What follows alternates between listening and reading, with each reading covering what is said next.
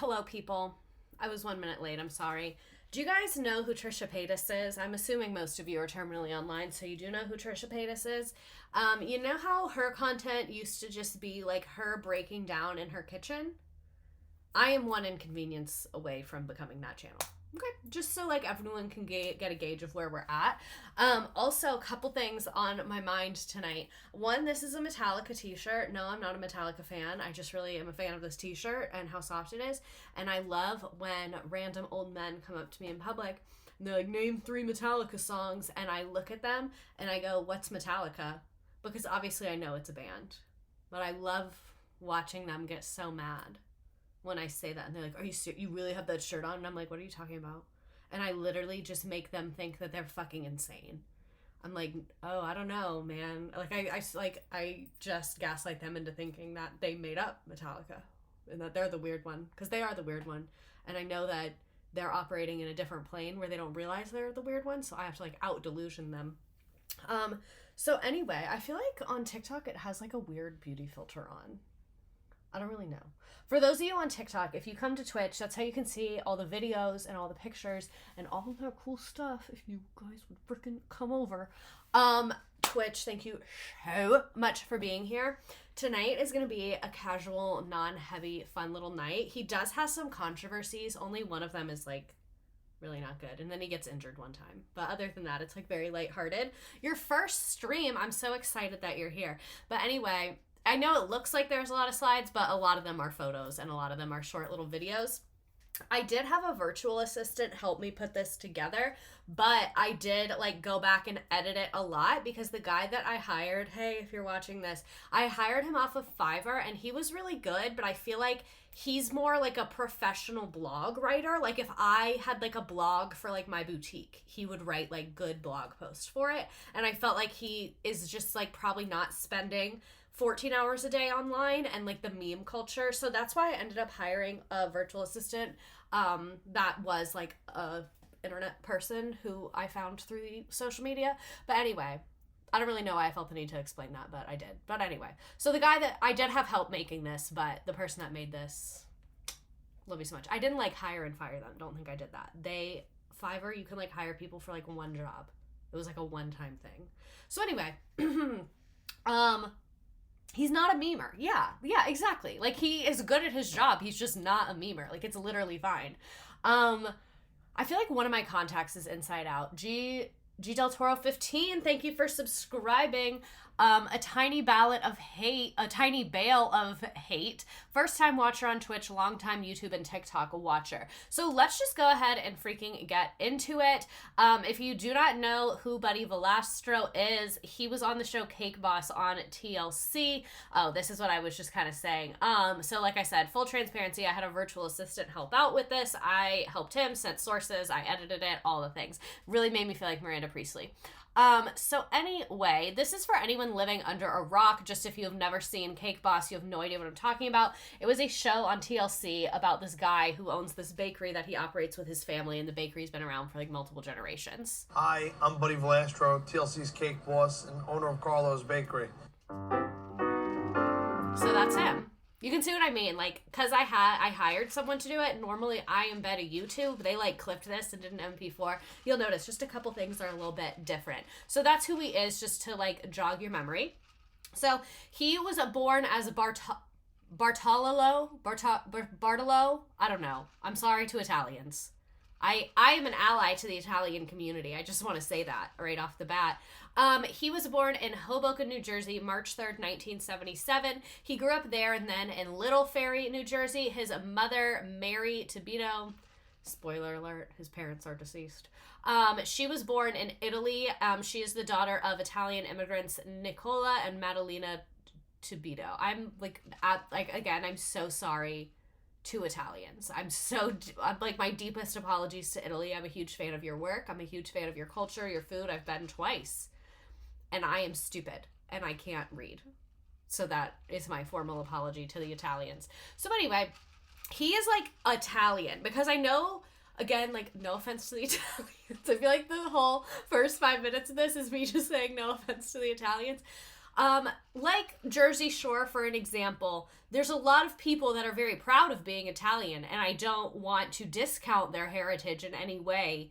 But their relation to the country of Italy might just not be as close as Buddy Velastro's, is what I'm trying to say. Like, his mother was born in Italy. So I'm gonna guess things when they say they're traditional Italians. I'm gonna guess that out of Italian Americans, they're like pretty traditional, is what I'm trying to say. Italian versus Italian American. Exactly. Like, it seems like they're pretty Italian. So anyway, is the show not on anymore? That's what we're here to find out, you guys. So anyway, they moved to New Jersey when the mom was 6 years old, and his father, Buddy Sr., was born in Lipari, Italy. He grew up with 4 older sisters, Grace, Mary, Madalena, and Lisa. He attended I just realized his wife is also named Lisa. Interesting. I guess, like, a lot of repeat names if you are Italian and you married an Italian and you both have big families. It's not that crazy. He attended Ridgefield Park High School and began taking baking courses at Bergen County Technical High School, the Teterboro campus. And then this is a picture of him with his dad in a pool. They're really just looking very Italian. Like, I didn't know it was possible for a baby to look that Italian. He started working in his father's bakery at age 11.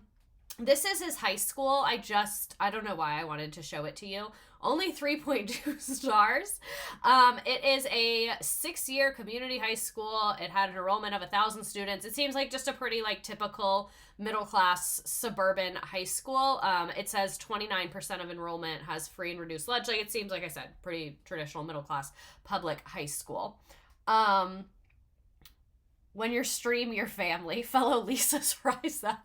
I have a strict no sibling names for dating. Anyone else? I only have a sister and I'm straight, so it's literally never even crossed my mind. So anyway, this is a picture of him as a baby with his whole family. They really are just looking so Italian. It's very, very, very Italian looking. The Stipia photo. Like, even the wallpaper is Italian. I don't know how the wallpaper is Italian.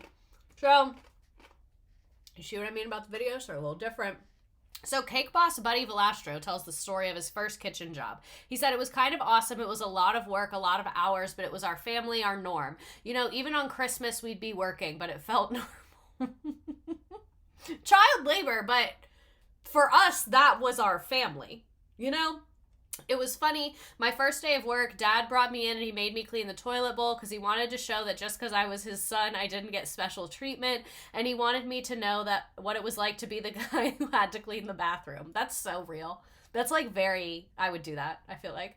But after that, little things like cracking eggs for the mix or scooping out flour and sugar, filling up cannolis for grandma. I actually remember the first time I filled a tray of cannolis by myself. I was young, had to be 11 or 12. So I will say, he started working there at 11, and he's like, yeah, my dad made me do the grunt work. Before I was allowed to do the cannolis, I had to clean the toilet. But if you did the cannolis when you were 12, and before you did the cannolis, you just described all these other tasks, you, like, worked your way up, it seems like you were only doing toilets, like, maximum a couple of months. Maximum a couple of months. And I do get that, like, I am an asshole for being like, your child labor experience wasn't hard enough. But I just find it interesting that he's like, my dad didn't want me to be treated special. But then, like, it kind of seems like you were getting treated special, which is fine. I think if you are a child laborer for your parent, you deserve special treatment, is what I'm trying to say. And it seems like you got it. He for sure only did it once. Children yearn for the mines. Every year, without fail, when I teach about child labor in the Gilded Age, at least like a third of my class is like, I wish I could do that instead of school. And I'm like, that's real for you to say, but I don't think you're realizing how terrible that is. He said, nobody checked because no one was watching me, I guess. I did a whole pan and my dad had to go back with a spoon and refill all of them. Like, I don't think your dad would have tolerated that from another employee. So you're like, I wasn't treated special, but I did fuck things up and they had to be fixed by an adult and I didn't face a consequence. He said, although I don't recommend this today we use all the safety precautions. We had less regulations back then. So you could stick your arm in the mixing bowl while it was mixing. You know the thing where it's like, Oh, just stick your arm in there. It was dangerous code, but you knew the rhythm of the way the machine worked. It was like a musician knowing how to play an instrument. When we were kids, my dad was in charge and it was whatever. But when my dad died, I stepped up and took over as the boss, and it was hard for my older sisters to listen to me. Yeah, imagine being... So, like, I think we'll say this later, but he was 17 and he's the youngest. So imagine you're 25, you've been working at your family business for probably 15 years, and then it gets passed down to your 17-year-old brother? I know that they were being mean to him, because that's your older sister. She's gonna be mean to you. It's giving patriarchy. Like, not to put my American values on this Italian family, but I am gonna put my American values on this Italian family. And he has 3 older sisters. Or no, was it 4? I think 4 older sisters. And they were all in their 20s. It's giving when Hillary lost the election. That's because she had bad campaign strategy, and I haven't forgiven her. But no one's ready to talk about it. No one's ready to talk about Pokemon Go to the polls in a serious light. Let's talk about it. So anyway... I had to fight to prove myself not only to my sisters, but to all my bakers. Yeah, if I was an adult man, I would also not want to listen to a 17-year-old. To prove that I was worthy of being their boss, that it was because I was my father's... that it wasn't because I was my father's son, but because I was good at what I did. I don't think they would have hired a 17-year-old to run a bakery if he wasn't your dad. I really, again, hate to put my values on this, but, like, that's just kind of what I'm reading off of this. That I gave a shit and worked hard. Respect is something you can't buy. You have to earn it. That's true. It does seem like, what I will grant him, it seems like he is a hard worker. Even though I am picking up on a lack of self-awareness, it does seem like he was putting in the hours. That's a very valuable lesson I learned in life. And then here's him with his father shortly before his father died, just so you can see a little... GIF clip moment. So his father died in 1994. Buddy was 17, and this is when he took over the family business. Oh no, I clicked the wrong thing. Anyway, so this is Buddy's post from 2019. So obviously way after his father passed away in 94. These are just so you can see some pictures of him with his dad. He's always in my heart. Without him, I wouldn't be who I am, what I am, and where I am today. His guidance and love molded me to value family, hard work, and loyalty. Happy Father's Day to him and to all the dads out there who take the time to teach what matters most. That's nice. And then here's a clip of him talking about his dad. You know, basically, my father was a god. My father, Buddy Sr., he was this magnificent baker who everybody looked up to and respected. Words cannot explain what a good father he was. I lost him when I was 17. I made a promise to him. With this bakery, I'm going to make it a household name. I will do what I have to do to make this happen. And he did. I will grant him he did that. So March 1988, he began baking at age 11. In 1992, he traveled with his father to Sicily, and then his father passed away 2 years later in 94. But it seems like in his teenagehood is where his dad was being very, very hands-on with, like, teaching him the business and the bakery and things like that. And I also think, to go back to the thing about his sisters probably didn't, like, get that type of, like, hands-on technical training that Buddy did. So his father passed away in 1994, and then his grandmother passed away in 1999, and that was a big deal because his grandmother was known for making, like, the lobster tails. That's, like, a special dessert that they're known for. And she, it seemed like, was very involved in the bakery as well. So imagine being... so what, he was 17 here, so at this point he would be, like, in his early 20s. Imagine being, like, in your really early 20s and you've inherited this family business and, like, all your siblings and your mother are employed there. Like, that would be a lot of pressure really young. My father was a god. My father, Buddy Sr., was the most magnificent baker, blah, blah, blah. He dreamed of making the bakery a household name. When I was 17 and I lost my dad, he was grooming me to be the next boss of the bakery. This is kind of like stuff that we know. The period of grief and transition as the new boss of Carlo's Bakery was quite rough for Buddy. However, his mother played a pivotal role in staunch support of strength and wisdom, helping him navigate the business while keeping the family together. So, as I suspected, there was an adult involved. So, also around this time is when he met his wife, whose name is Lisa. And like we said, I'm pretty sure he has a sister that is also named Lisa. So it seems like they are arguably fated to be together. These are mostly from tabloids. That's why they're written in kind of like a kitschy way.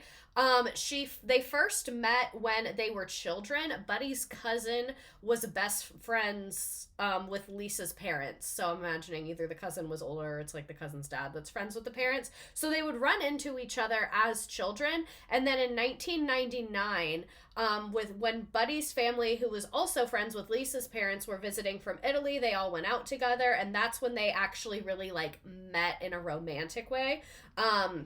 She was 19 at the time and he was 22. I think that's pretty appropriate. I think that that's fine. I'm like the first to talk shit, and I think that that's fine. They were married within just a few years, and as the rest they say is history, they've been inseparable ever since. So pretty like run-of-the-mill New Jersey Italian couple. They grew up in the same circles. They started dating as young adults. They were together for a few years and then they got married. It seems like they're pretty, like I said, normal people. We actually went to a club. That wasn't our first date. That was the first night we hung out. Oh, okay. Actually, yeah, you're right. I do have one better. The next day, we had our official first date at lunchtime, remember? She's so Carmela Soprano core. She really just is, and I love it. And we went for like a quick lunch somewhere. Yeah. And did you know then that this was the one? Yeah, maybe by the second or third date. I definitely know. They're cute. I think they're just like a nice, wholesome couple. They got married in 2001. Like I said, they were together for like 2 years. Until 2014, they lived in East Hanover Township, and then they moved to a different part of New Jersey. I guess they were rich and it was richer. I thought she was so pretty when I was younger. Literally, I have a slide later. It says his wife is literally gorgeous. Like, she is so phenomenally beautiful. So let's look at some of their wedding photos. The cake is gorgeous. I would expect nothing less. Nothing less from the cake boss himself for his wedding. And then there's him. Is that bad? Is that bad? I personally like it when a fabulous, gorgeous woman has a pretty average-looking husband who's obsessed with her. I think that that's perfect. Literally, no notes. And he seems like he is pretty obsessed with her. I think that is the most important part of a marriage, is that the guy needs to be obsessed with the woman. A heterosexual marriage I'm talking about, obviously. But yeah, their wedding seems like very upper middle class, early 2000s. You got the nice dresses. Seems like it was in a ballroom of sorts with the little old car. I love it. I love, love, love it. He can bake. He's a good kid.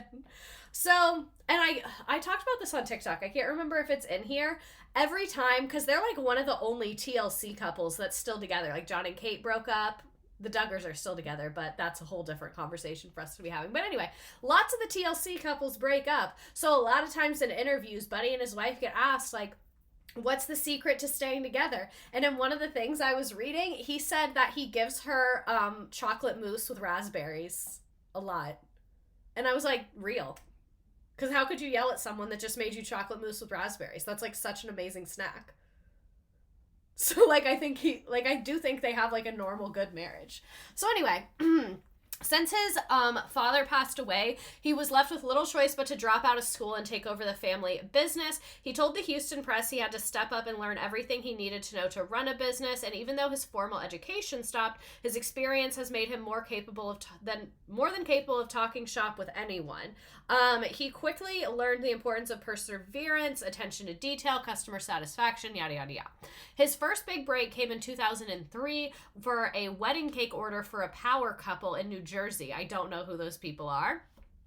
They were familiar with the bakery and had very high expectations. It was a significant local event and it attracted a lot of influential community members. So basically, like, the rich people of Hoboken, New Jersey were like, you're the man for our wedding. And that like made him more popular in the area. He was 26 then. He had to manage the entire process from conceptualization to execution under tight deadlines with high expectations. Yeah, it's a wedding cake for rich people and you own a bakery. Like, what else is there to say? He incorporated traditional elements with a modern twist, showcasing his innovative approach to cake decorating. And I have a description of what it looks like, but I could not find a photo of it literally anywhere. If you have one, send it to me. So it was multi-tiered, and each layer represented a different aspect of the couple's journey together. This feels like very Carlos Bakery core, because I feel like from watching Cake Boss, they don't want a client that wants like a traditional wedding cake. Like if you're like, oh, I want a white cake, maybe with like a floral design, he's like, no. What if each tier was a year of your relationship and like decorated it to the T? Like Cake Boss is to baking what Extreme Home Makeover is to interior design. Like, you know, on Extreme Home Makeover where they'd be like, oh, you like horses? Let's put a horse in your bedroom. Your bed is a horse. You sleep on the horse. That's how I feel about Carlos Bakery Designs. Like, it is very impressive, but like, it's whoa. Like, you didn't have to take it there. I'm impressed and also a little disturbed. So anyway, the middle layer parted. Oh wait, I skipped one. Sorry. The base layer had a classic design, sugar flowers, vanilla, almond, wedding, kind of like a normal person cake. Then the middle layers departed from tradition, had chocolate, salted caramel, hazelnut, and it had modern taste with boldness. I want to see this cake so bad. And the top tier was personalized with their initials and gold leaf with fondant. Has to be fondant. And this included miniature symbols like guitars and books, reflecting their passions and adding a whimsical touch to overall design. Do you see what I mean? Do you see what I mean? He was like, oh, you play guitar? What if we made a 8-foot guitar out of fondant and that was your wedding cake? I think everyone would love that. You had a Celsius today? I started my day with a Celsius. This is the first time I've ever done that. Maybe that contributed to the mental breakdown I had at like 4:30. So anyway, like I said, the cake is not online apparently. The cake was a huge success, rave ratings, power couple of New Jersey, so all the other rich New Jersey people were like, yes, buddy, yes. So it was transformative on the bakery business and catapulted Carlos Bakery into the spotlight. So it was a very pivotal moment in his career and showing his creativity and all of that stuff. So according to sources like his book, the intricacies of his cake design quickly became like the hallmark of Carlos Bakery. It was like, if you want a unique ass, detailed ass cake, that is where you go. So in this particular cake showed he could do like traditional and new innovative things, yada, yada, yada, whatever. There was a lot of publicity surrounding the wedding cake, which put him into the national spotlight, especially on the Food Network. Cause I don't know, I guess those people from New Jersey are just like really, really important and well connected. I also think maybe they were just looking for TV. Yes. And in text citation. See, I told you, like a professional writer helped with this. Like you can tell they know what they're doing. The memes were all me, baby. I have to ask, would you compare the show Ace of Cakes that was on Food Network? I am not super familiar with Ace of Cakes. I've seen the commercials, but I haven't watched it, so I cannot give you an informed statement on that. Buddy ate pre-Pinterest, which I think says a lot about his creativity. I do too. I really do too. And that's what I mean. Like, would I buy it? No. Am I impressed? Very much so. So in 2004, he was on a Food Network challenge. So that seems like kind of, you know, where he started to get the sauce. That was also around the same time as this cake. So anyway, he did a competition baking show. He was in 4 of the show's cake competitions, losing his first 3 attempts, but he won in his 4th try in March 2009, which got him $10,000 and some mild fame. So I will say, like, he is a Nepo baby because he got the bakery, but like I said earlier, it does seem like he worked his ass off. Like, it does seem like he worked really hard to be super creative and get media attention and like seek out this type of event and like be like, what's the word I'm looking for? Like, he was like very daring. Like, he was doing unique things, and it seems like he was trying to like push the business. And I think it's like, I don't know, that's why I picked him, because I was like, it's so rare I pick a man that's not evil. So I was like, let me just pick someone that's just like a guy. Just a guy. And I think he is the perfect example of like a guy. Like, yeah, we talked about how he was kind of not aware of how patriarchy played into it seems like, but like, he just seems like a normal, pretty nice, hardworking guy. Ambitious, yes. He is the American dream. Have a generational head start and run with it. That is the perfect way to describe it. Because I think a lot of people in his shoes just would have inherited the bakery and just kept it being a normal bakery. And like, that's totally fine. That's still probably more than I'll accomplish in my life. But I think it's really cool that he like was so creative in this way. So his early attempts to innovate their baking heritage. I really think it is their heritage. He said, I wanted to be creative. And I thought if I can make cakes that don't look like normal cakes, but taste the way my dad's cake tasted, then I might be on to something. That's what I mean. Like, no one was really doing that. It was pre-Pinterest, like, social media of cakes doing the absolute fucking most. Thus holding firm to the family's tradition in business, especially the Italian pastries, which continue to add a touch of creativity. He starts with his father's recipes for regular things and then eventually gets to the artistic ones. And then he started introducing his own recipes, like s'mores cake pops and donuts and chocolate chip cookies and some other things that he came up with himself. So, here are some of his early awards. He's won more since then. We had the winning cake on the Today Show.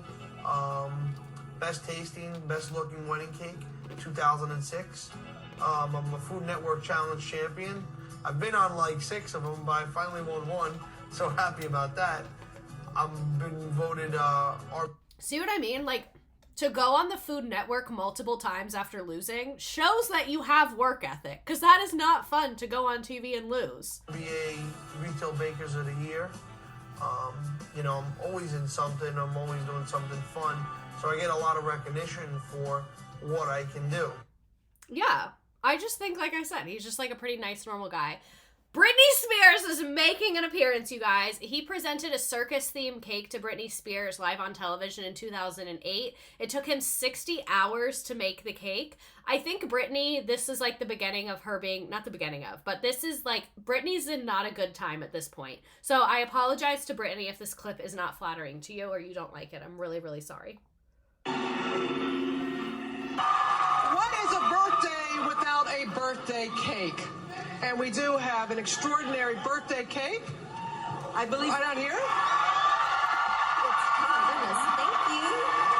Thank you so much. Special thanks to Buddy Valastro from Carlos Bakery. Goodness. They worked 60 hours on this cake. 60 hours on this cake. Everybody. Yes. Right up here. There's only 2 types of people in this world. So great. Again, it's circus. It's out today. It's under the big tent.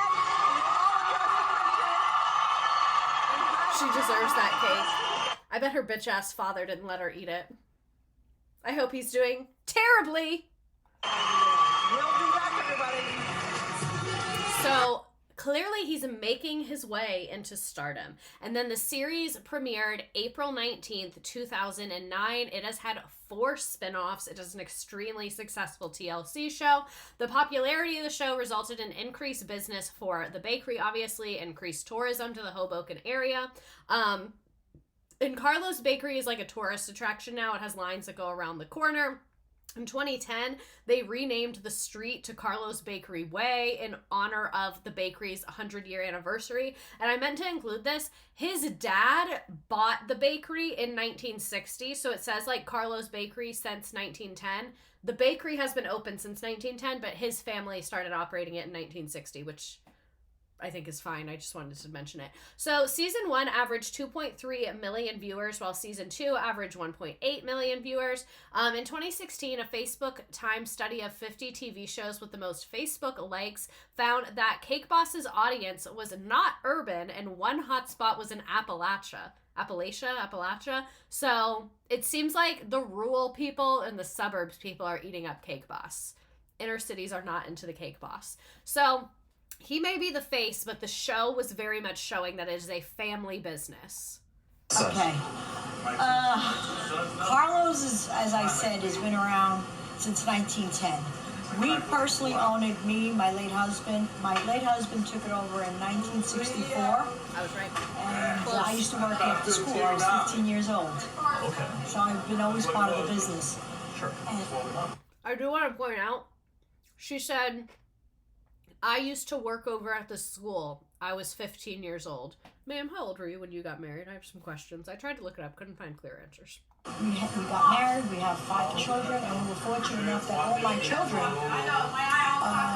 were also part, they were interested in being part of the business. Because I have 4 daughters and I have 1 son, and even 2 of my son-in-laws also work here. So who says you can't get along with your in-laws? They love you. Even if So literally their whole fucking family works there. That's the mom, and she said the 4 daughters, the son, and 2 of her daughters' husbands also work there. Maybe she worked at the bakery before her husband bought it. Maybe. It's because in rural America, we get our cakes from the grocery store. So true. And these cakes are inconceivable to us. they don't want to, they can't help it. So they're here also.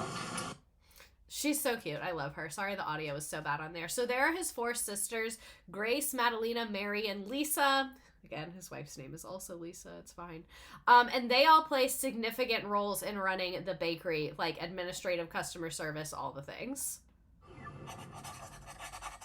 Hey, buddy, do your sisters really bug you? Do your sisters really bug you? Why did you slap me 3 times? I would love to. I know how to do my job. Worry about your job. Just worry about Grace. Oh, I mean... They're such siblings. Like, this is one of the few reality TV shows that I do think there are a fair number of aspects of reality. I ain't gonna lie here. Publix does have great sometimes, cake. I'm sure everybody's sisters gets on their nerves. Mary, you're picking up every freaking cookie. Stop throwing stuff around, man. They seem fun. I'm telling Buddy. You missed. First, you have my sister Grace. Big target. She's the oldest, and she thinks that she should be in charge. Buddy. I know Grace probably was doing the financial accounting of this bakery at age 17. I feel like Grace thinks she should be in charge. You mean the one with the most working experience? Just pointing that out. Mary's throwing cookies in the store. Then you got my sister Madeline, who just kind of like tries to keep the peace. Buddy, you're the only one that's gonna stop her. Then you have my sister Mary, who's got an opinion about everything. Must be middle child problem syndrome or something like that. I would never throw cookies at my sister. Stop throwing things. I don't want you throwing things. No more. No more. I won't throw my Make promise sure. you. Give me. The way they're fighting in front of the customers, like, this is actually dinner theater. Like, you come to Carlos Bakery to watch the family argue. Kisses. They're like, Then you yes! have my sister Lisa, Buddy's favorite's red velvet. who's my youngest sister. You ordered already? Okay. And, you know, Lisa's kind of plays it cool, minds her own business. The best coffee. Guys, someone come and pick up these cookies. She makes me crazy. This seems so Buddy, stressful. who's your favorite sister? Who's my favorite sister? You know that I am not answering that question. I am definitely Buddy's favorite sister. I am definitely Buddy's favorite sister. Oh, brother. Imagine them hiring an HR consultant. They simply cannot do that. That is not an option on the table. Look what I made you. Oh my god, I'm obsessed with you, Asparagus Dino Nugget. Mary had Grace at 18, so she probably was married on a minor based on famous birthdays, though, so I don't know. That fucking investigative journalism in the chat tonight. Mary, I'm so sorry. Mary, you deserved better. You deserve better. You know what? I don't think Buddy has a favorite. He loves all of us. Mary would say, Buddy, I'm Buddy's favorite sister. Oh no, I have to go make my brother a coffee. I am definitely Buddy's favorite sister. Is that a hot chocolate chip cookie? I'm gonna bring one to my brother. I'm definitely Buddy's favorite, and I think I'm a very popular sister, and I really don't care what anyone else thinks. I love my brother. He's so cute. Mary definitely thinks she's everyone's favorite sister. Am I the nicest, the cutest, nicest sister? I am obsessed with her. I'm obsessed with this family. Did you ever see Mary with the little ones? She brainwashes them, and the first thing she says when she sees you is, "Who's your favorite aunt?" Aunt Grace. I don't know if Buddy has a favorite Oh, not the sister, mustache. but I know that Mary always forces everyone to tell them that she's their favorite. I'm the best sister. I definitely am the best sister. But look at my competition. Actually, we're all really If they want to sell cakes and put on a TV show, they need to take pointers from Amy. I want to watch a baking competition between Buddy Valastro and Amy from Amy's Baking Company. Close. Even Mary, her bark is worse than her bite. She's got a big mouth, but a big paw. Hello, be quiet, please. I'm trying to finish up my interview. Shush. Shush, shush, shush. Grace, do you hear me? Zip it. Grace, zip it. I have to finish my interview. They really are just like such sibling core. Of course you could walk through. The fun sister. Are you the fun sister? I'm the mean sister, getting meaner every day. You are. Getting meaner every day. Bye. I love them. I'm very obsessed with them. So, how the Cake Boss show got started. This is from when he spoke to Baker's Journal in 2015. Like I told you, professional was all up in here. And they asked Buddy Valastro where the nickname came from. He admitted that not only was it strictly a creation of the TLC show, but he said it was a bit of a tough sell when he first heard it. I was skeptical at first. I didn't want to come off as a jerk like I was better than everyone else, but it shows who I am in a true light. So he didn't even come up with the name Cake Boss. He said, whenever the host asked me a question, I was ready with a snappy answer and everything that seemed to delight the producers who loved my accent. The way I bantered with the host and Jeff Mario, I think this is from when he was talking about when he was on TV beforehand, made them get the attention of him. Like we talked about him being on the Today Show and on Food Network and all of that stuff. So this is him narrating behind the scenes of a major contract with Maria from Brides magazine. Buddy, on line 1, you have a phone call. Maria McBride from Brides magazine. Pick up on line 1, bud. Buddy, may I help you? I need your help, buddy. Whatever you need, I'm here for you. You know that, Maria. If I was his wife watching that, I would be so angry. I would start a fight about that. I'd be like, anything Maria needs, anything, you're here for her? You said it like that? Look at that look on his face. I'm absolutely insufferable. I'm calling you because I really need a showcase for cakes. It's the inside back cover. So, Brides magazine wants me to do a huge shoot, inside cover. Awesome. I mean, the best possible scenario for publicity you can get. he is. I need it this week. We're shooting on Friday. You're shooting on Friday, huh? Yeah. No matter what, even if I'm slammed, no matter what I have to do to get this done, I gotta do it. All right, Take care. Day, buddy. You Talk too. to Bye-bye. Huge shoot. The twinkle. All right, we have a cake for Friday for 6-tier monster. They want something piped, something old school. You can't say no because that's an opportunity of a lifetime. And I also love the whole theme of it. She said black and white. I was like, like the light went off in my head. Oh, I wish that he had included more about the cake. Okay, this is was supposed to be a slideshow of like random insane cakes that he's done. This is a John and Kate +8 cake. I don't know why the slideshows have not been freaking working. Do I have more in here? Yeah, I show more cakes later. That's annoying that this didn't work though. Let me try it again.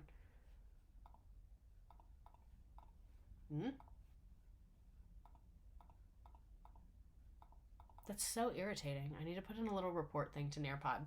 So, another big plot line of the show is he did a vow renewal. In true TLC fashion, there has got to be a vow renewal. So this is him re-proposing to his wife. Lisa and I are coming up on our 10-year wedding anniversary, and I got huge plans on how to wow my bride. Come on, guys. I want to talk to you for a minute. They've been married 10 years, and they already have like 4 kids. I know she's tired. I know she is tired. Wow, they survived vow renewal, right? Normally that's like such a red flag. This is what we're going to do. We're going to ask Mommy to marry us again. I want you guys to help me make... While you're watching this, I'm going to pull up some other cake pics so that we can look at them. like 500 to 1,000 cupcakes. And then we're going to spell out to Mommy, marry us. You guys are going to stand down by the cupcakes. I'm going to go up with Mommy, and we're going to surprise her. On top the roof, or you? On the roof. Don't tell her. Move fast. Cupcakes coming in. Cupcakes coming in. His kids are so Cupcakes cute. coming in. Not to sound dumb, but why is that one blonde? Aren't they Italian? Buddy, kneel up straight. Mark will do the same thing. Eldest daughter, already directing, and she's probably not going to get credit. Terrible. Hate to see it. Buddy! The truth is that, you know, we're almost married 10 years. Yeah, and? I think, look at her roots, though, and look at her eyebrows. I don't think she's a natural blonde. You're everything to me. I love you with all my heart. And these have been the best 10 years of my life. You're gonna make me cry. See, I'm like Listen kind to of me. obsessed with them. I could have asked for a better partner than you. I love you with all my heart and soul. And with the kids always around and me working. Gee, Karen, you can't just ask people why their kids are blonde. I'm blonde. It's white on white crime, okay? And I don't always have the time to show you how much I love you. So me and our children have something really, really special to ask you. Okay? Oh my goodness, you're making me nervous. They literally cut it off, and it's like gone from the internet. I don't know why. Like, he's so worried about his fucking digital footprint that I couldn't find this. But I could not find the cupcakes anywhere. So she said yes. Woohoo. They got married on a Disney cruise for their little vow renewal in 2011. They had a very over-the-top vow renewal for their 10-year anniversary, which I think is so cute. And look at their 4 kids. Absolutely gorgina. It was the Disney Cruise Line. And then here is the cake. There's the cake. He had to make his own wedding cake. My man cannot get a single day off. Here's some footage. It rained. I think it was supposed to be outside. Unfortunately, while we've been getting ready, there've been some clouds rolling in.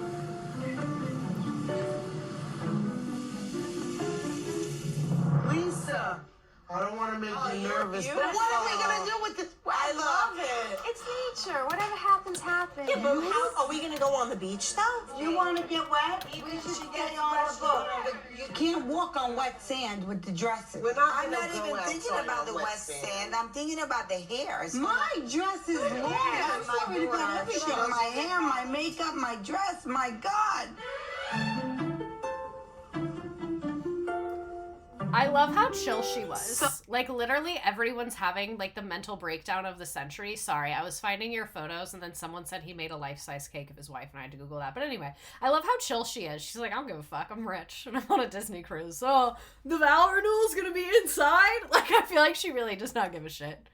So, Sophia is going to be my maid of honor, I guess you could call it. And my 3 boys are gonna be my best man. So when you're about to die, I gave you the ring, and then Yeah, you're gonna hold the ring for me. yeah, I can't drop it on the floor. Don't not drop it on the floor. I'll this down a little bit. What do you think? Carlo don't know too much, but we're gonna bring him down the aisle like family. And Buddy and Marco are here to stand up for the dad. Mom, come look outside. I love children in formal wear. I think it's very funny.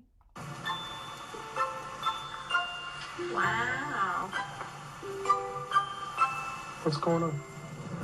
I just want to tell you something.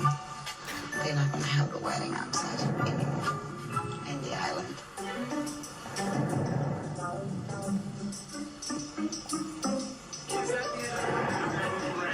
Believe how fast the sky opened up and now it's pouring rain. It ain't even rain, it's the wind, everybody's blowing, everything's blowing.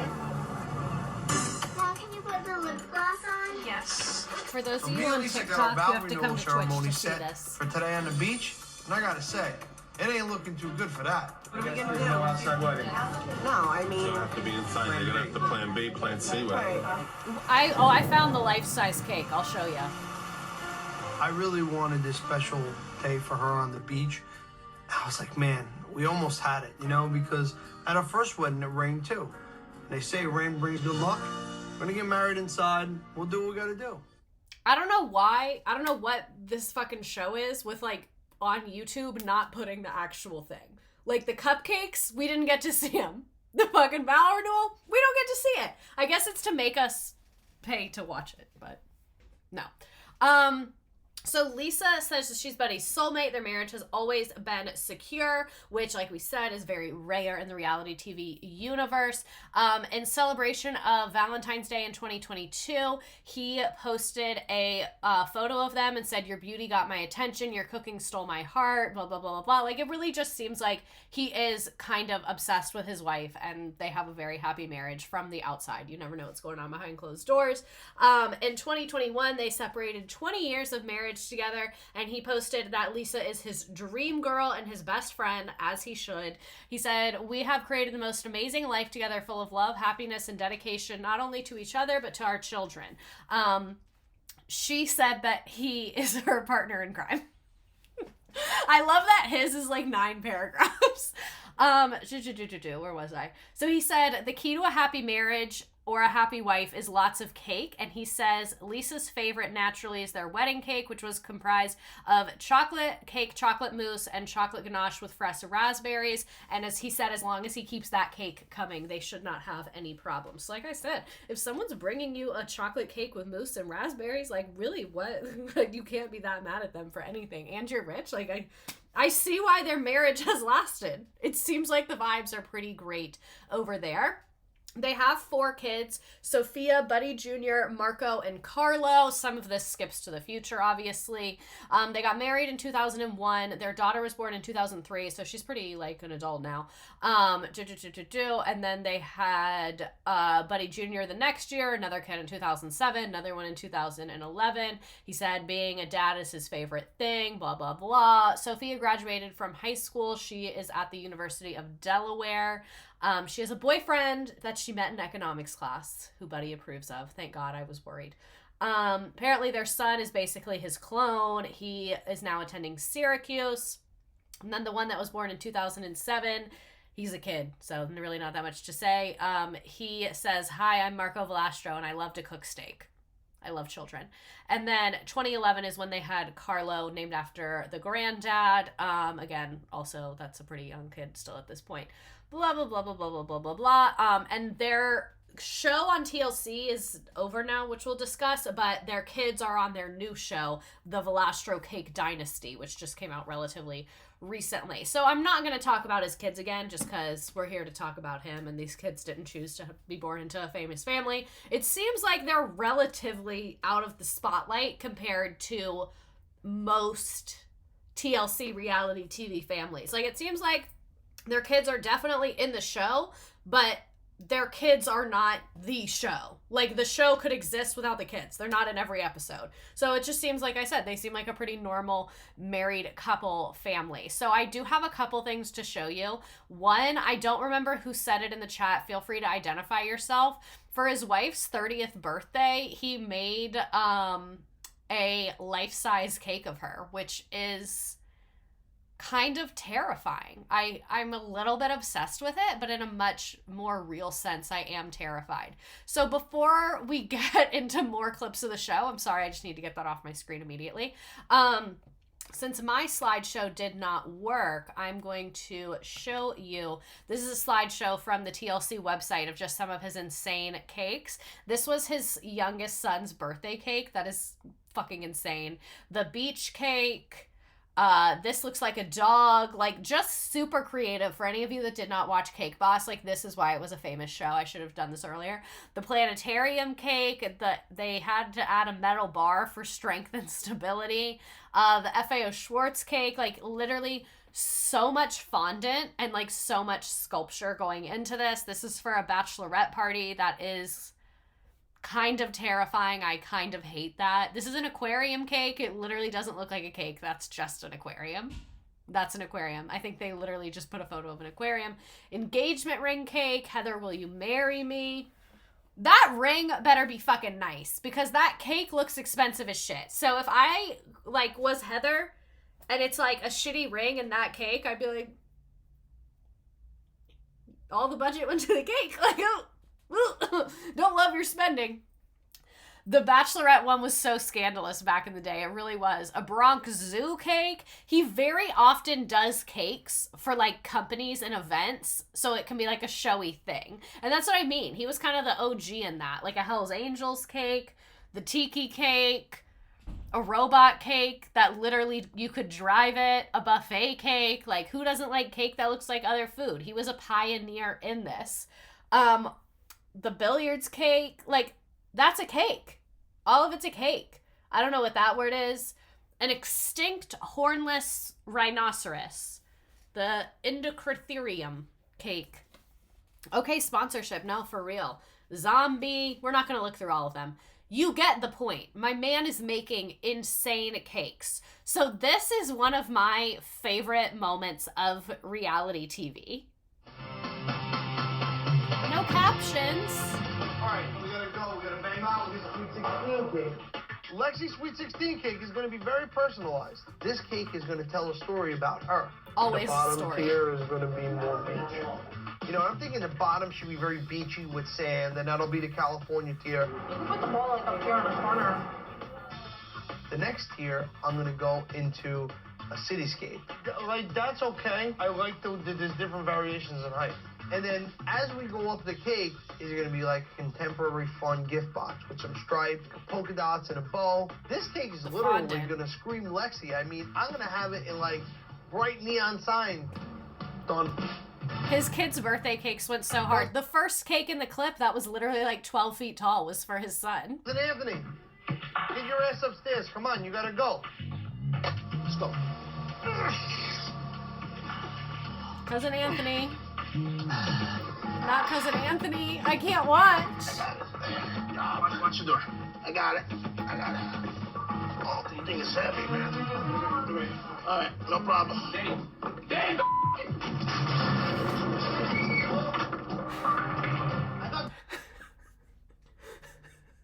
The commercials made it so tense. And it was so bad. I like low-key think this was staged.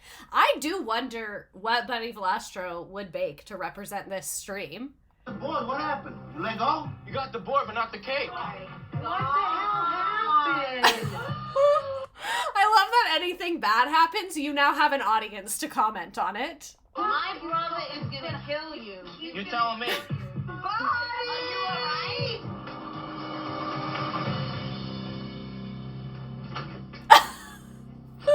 What did you do? It's Danny's fault. This is for today. I told him I had to reposition my hand, and he pushes the cake towards me. Bring the thing inside. This cake took us days to do, and these two morons dropped it down the stairs. All right, everybody over here, come on. I don't want to hear it. Just let's work. I don't want to hear it. Let's just work. This is why I like having male bosses. I love when men are angry and yell at you to work, and you're like, yeah, man, let's work. What the hell happened? It fell. Let's not talk about it, okay? Let's get this fun. It fell. Let's not talk about it. He's like, I don't want to talk about that it fell. Stop asking what happened to the cake, and we could just fix the cake. Come on, start cutting buildings, mixing colors. We gotta go. This cake is for today. Come on, what is it? There. That part wasn't even that fucked up. I feel like we could have come back from filling this. the cake, and we gotta move, man. You got the fondant colors mixed? Come on, move it. I better have all that fondant ready to go. Let me tell you, when we got a group effort like this, and my team works this way, I mean, it's like we work miracles. Tension is high. Why did he destroy the bottom? Because he was upset. It's gonna go around there. He was very upset. You've never been work on upset? the buildings. I'll work on the bottom tier then. All right, guys, come on. We gotta move it. We gotta get done. We're almost home. Meanwhile, he's just juggling cake Give me layers. a shopping bag, Remy. Gonna sit back. We put this cake together in an hour and a half. Go. That's impressive to do that in an hour and a half. See what I mean? It's just like such a show. This is him decorating a cake blindfolded. See, they have fun around here. We're not a regular workplace. We're a fun workplace. I don't know how they had the decorating room upstairs for so long before they were like, oh, let's stop carrying these cakes downstairs. Well, they're in like an old ass building, so I think they have like limited options for rearranging their setup. I don't want to get hit by it.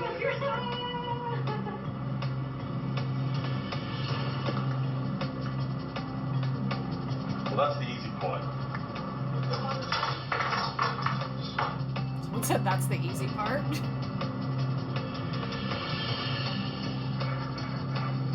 He's doing so good.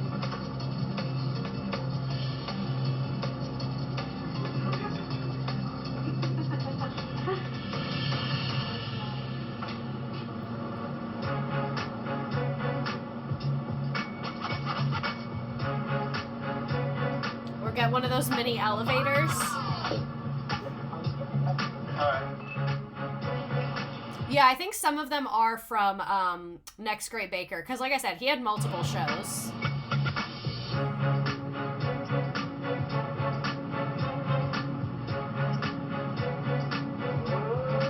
He's like actually decorating it too.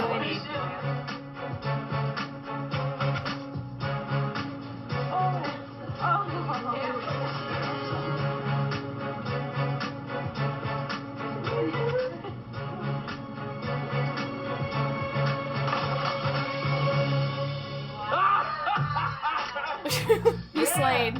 He slayed. I'll give it to you. For blindfolded, I'll give it to you. Tiki outfit.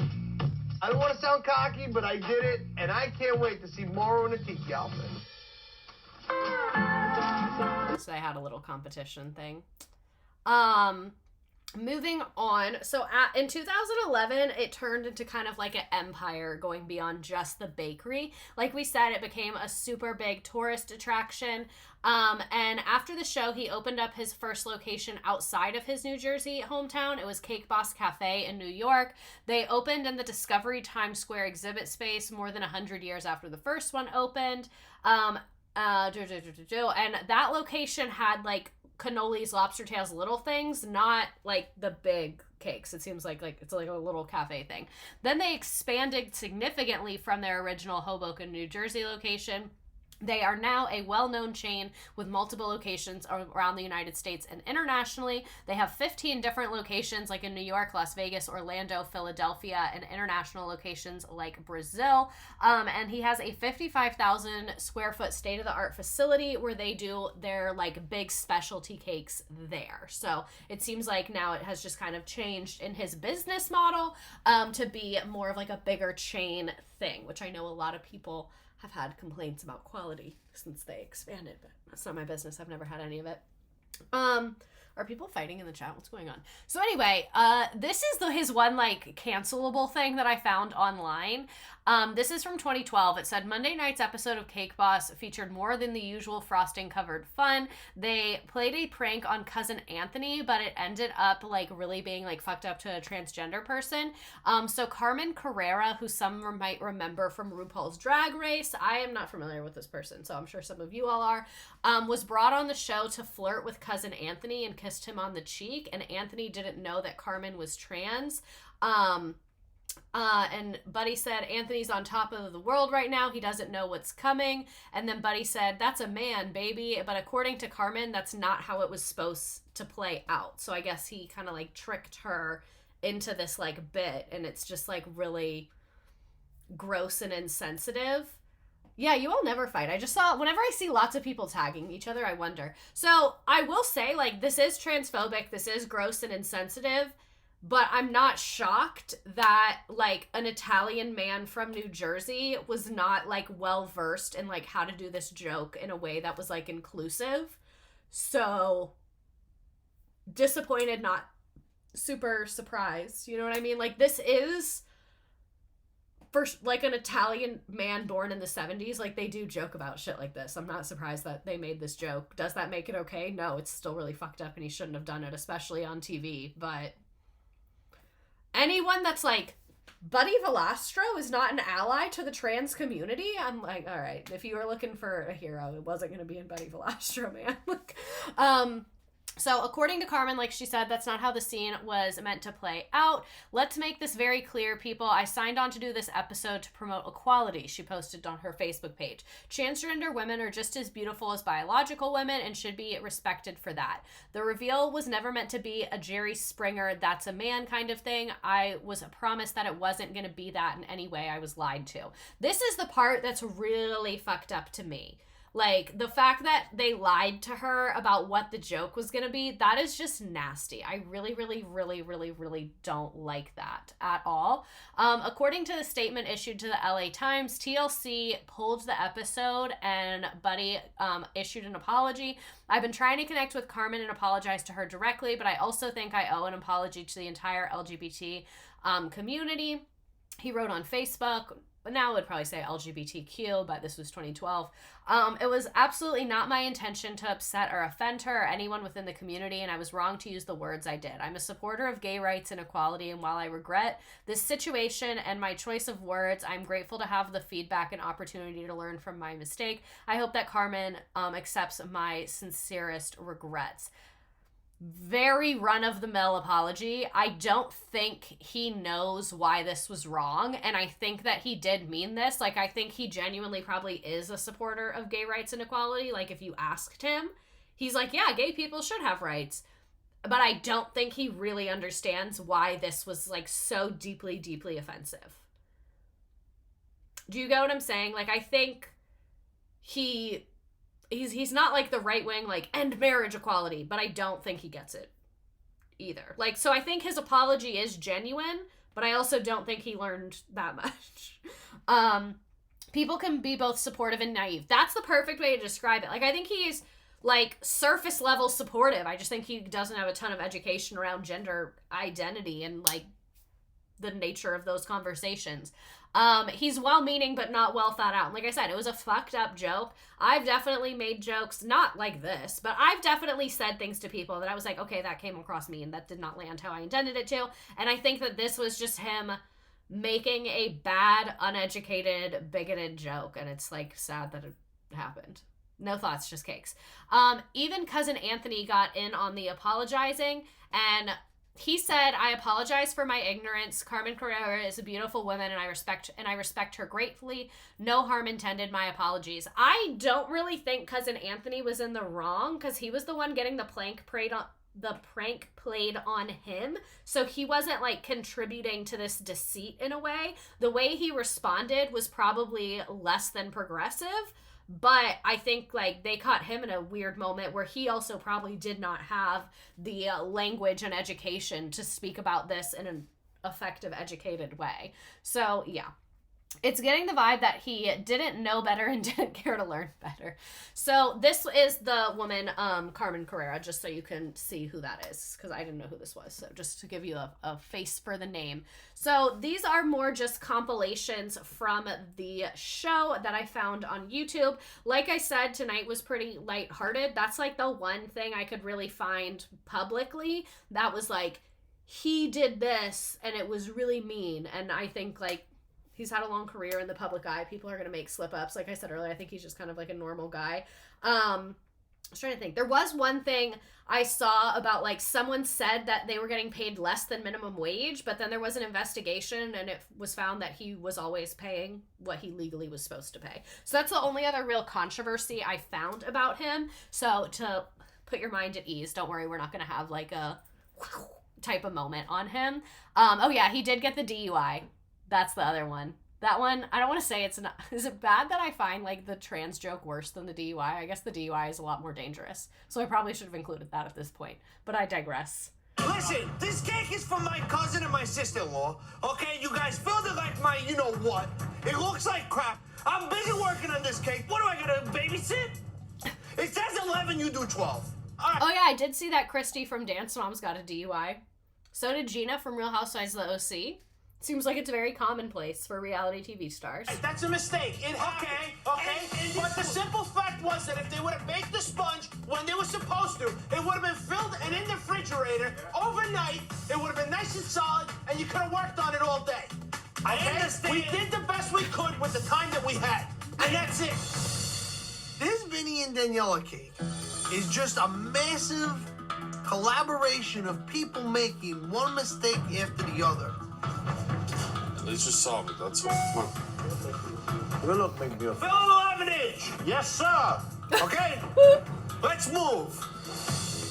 Buddy gives me the vibe of someone who would enjoy the hell out of a Carnival cruise no matter how rich they are. Precisely. Precisely. I'm gonna have to find some way to fix Vinny and Danielle's cake, because we ain't got time to remake it. We ain't got time! It's already after 6, and we still got 3 other cakes to do tonight besides that one. We got the rose cake, the fast food cake, and then we got Vinny's Rooms cake that Daniela ordered last minute. Fucking Rice Krispies. So I don't know what I'm gonna do, but it's gonna take all night. You got it? I got these suits for you. You're gonna wear these and... Do they fit Danny? Danny. So I think this is after they had moved into like the bigger space, and this might be one of the spin-off shows. Come on, Danny. Go get dressed. He is very What are expressive. you talking about, man? What is Get that? dressed. Just get dressed. I'm gonna run the cake. Where? I'll show you where. So we had an idea to decorate this color run cake the same way they do it at the run. You gotta enjoy it, Danny. You will. You'll see. Yeah, okay. You're gonna run, and we're gonna paint the cake. Oh, you look good, bro. Look at this guy. What are they doing? Huh? He's ready. Of course, you know me. We gotta have a little fun, too. So what you gotta do, you're gonna just kind of like I feel like their family therapist made them install an elevator. go like this, and then as you go, we're gonna decorate the cake, okay? Where we going, outside? Yeah, we don't want to make a mess in here. Let's go. All right, listen, first run. Nobody hit the cake. Everybody hit Danny. You got It's like a firing squad. All right, Danny, do it. I really miss working at restaurants for shit like this. Like the way that a restaurant or like food service staff can convince each other to waste time and supplies should be studied.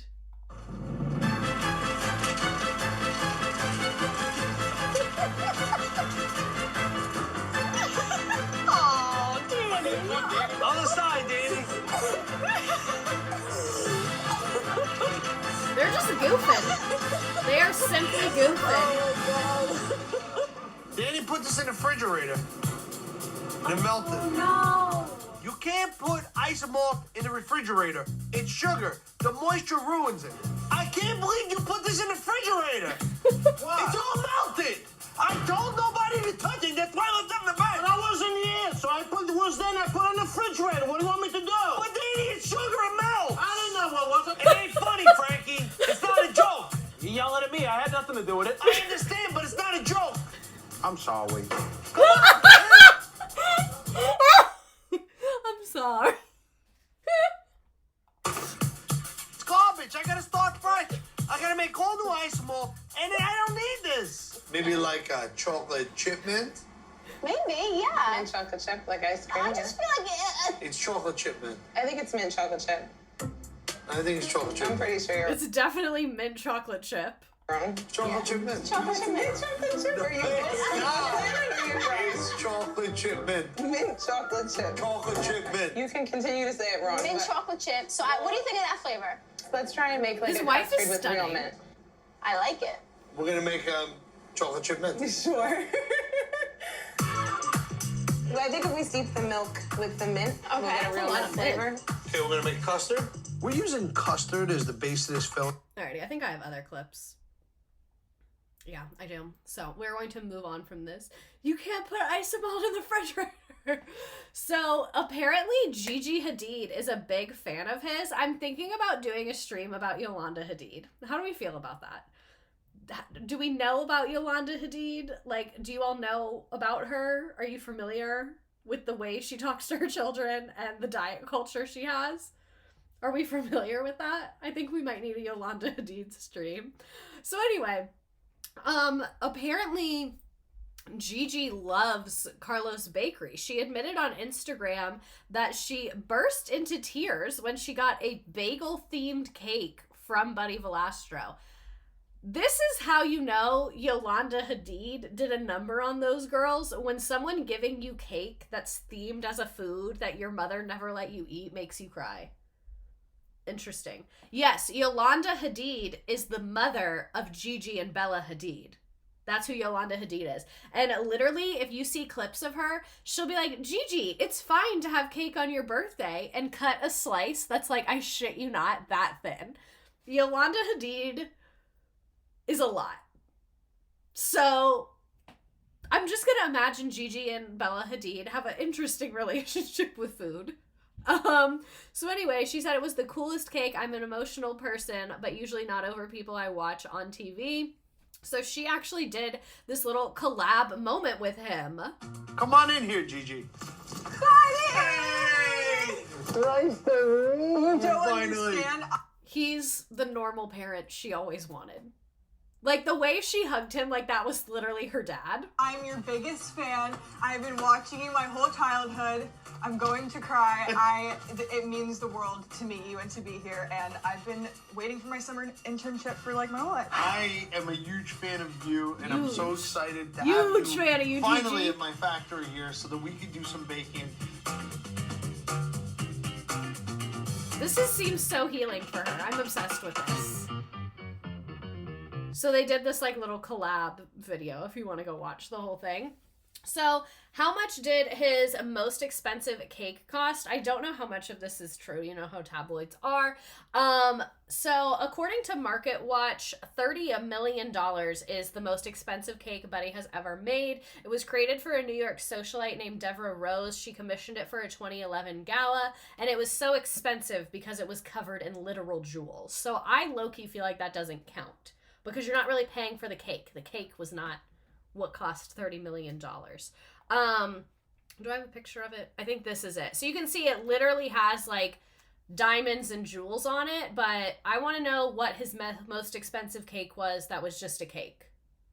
Like one that wasn't diamonds. Like, I feel like this is bullshit. Like, it doesn't count. You know what I'm saying? This was his favorite cake. What if they ate the jewels? I would, and so I could steal them and sell them later. So this is what he says his favorite cake was. A 12-foot tall, 7,000-pound transformer cake. Bumblebee. There's so many ways I could go with this cake. What's your vision of it? Naturally, it included a 7-foot model of character Bumblebee. The cake itself is designed and shaped like the aforementioned vehicle, and building it is a real team effort. I mean, we need cake, we need cheaters, get we need clips, Jill? buttercream. It's all hands on deck. Final product is Oh, there it is. unbelievable. Look at that. And acted as the perfect Stop, not the fucking fireworks. That's insane. That is literally insane. 12 feet tall, 7,000 way to promote pounds. the film and car. We just So you see what I mean? Like, he made a cake to promote this movie. Like, it seems like once he was on TV, it very much became like TV vibes. wonder how anyone could cut into a cake as intricate and impressive as this. Oh, the little wings did go up. Interesting. Cousin Anthony earned 7,000 pounds and called out for the week. So this is a compilation of some other crazy things he's made. It's beautiful. It is. All right, let's get the land masses. Hey, let's get the islands. It's time to put on a compass, maps, and all the crazy-looking sea creatures.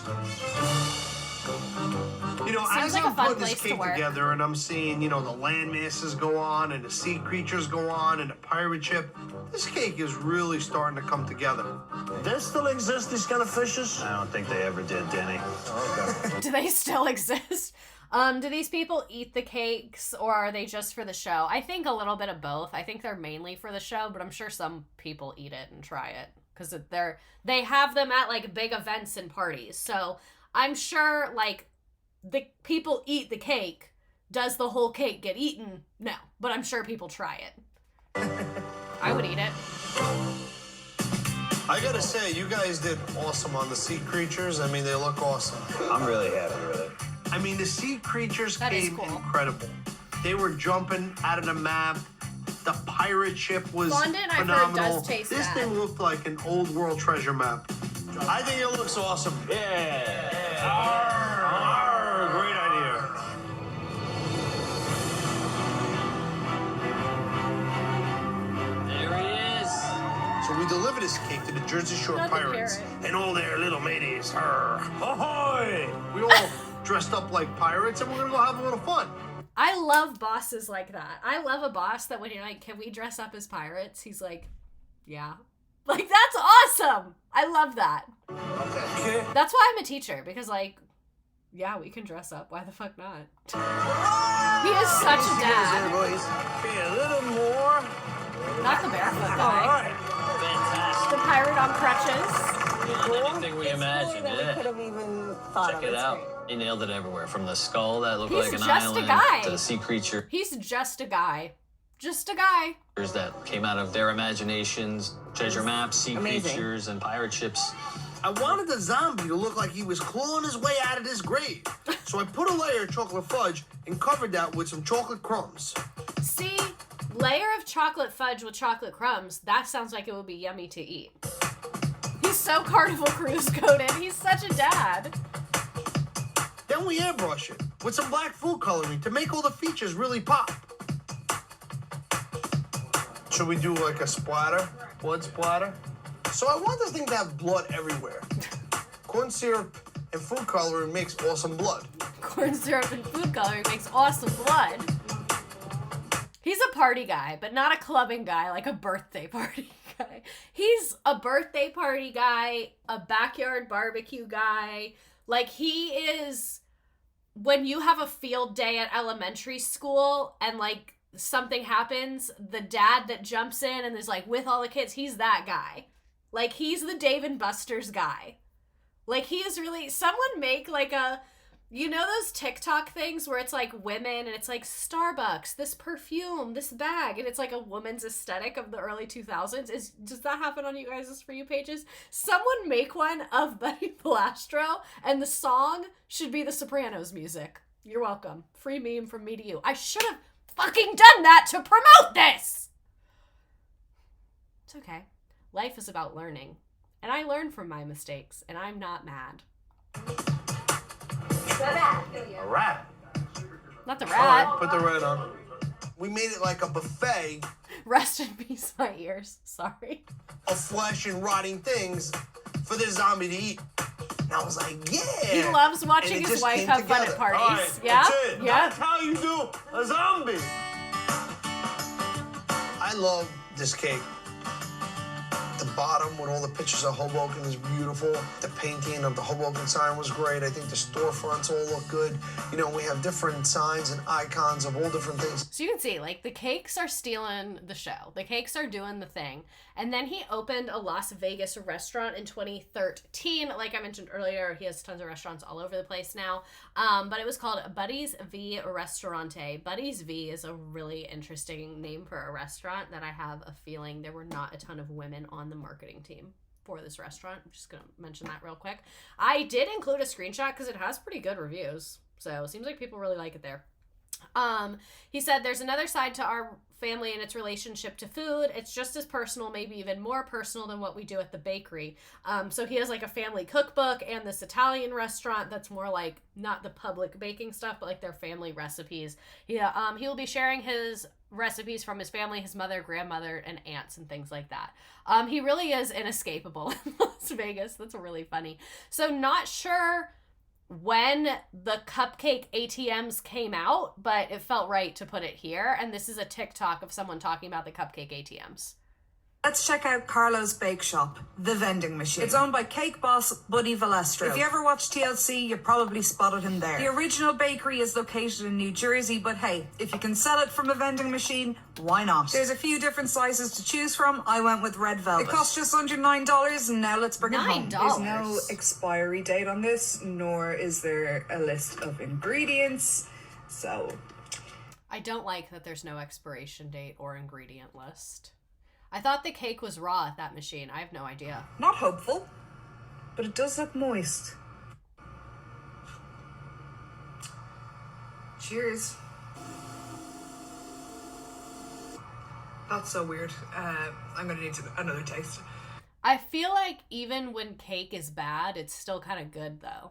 But maybe I just have lower standards. Cheers.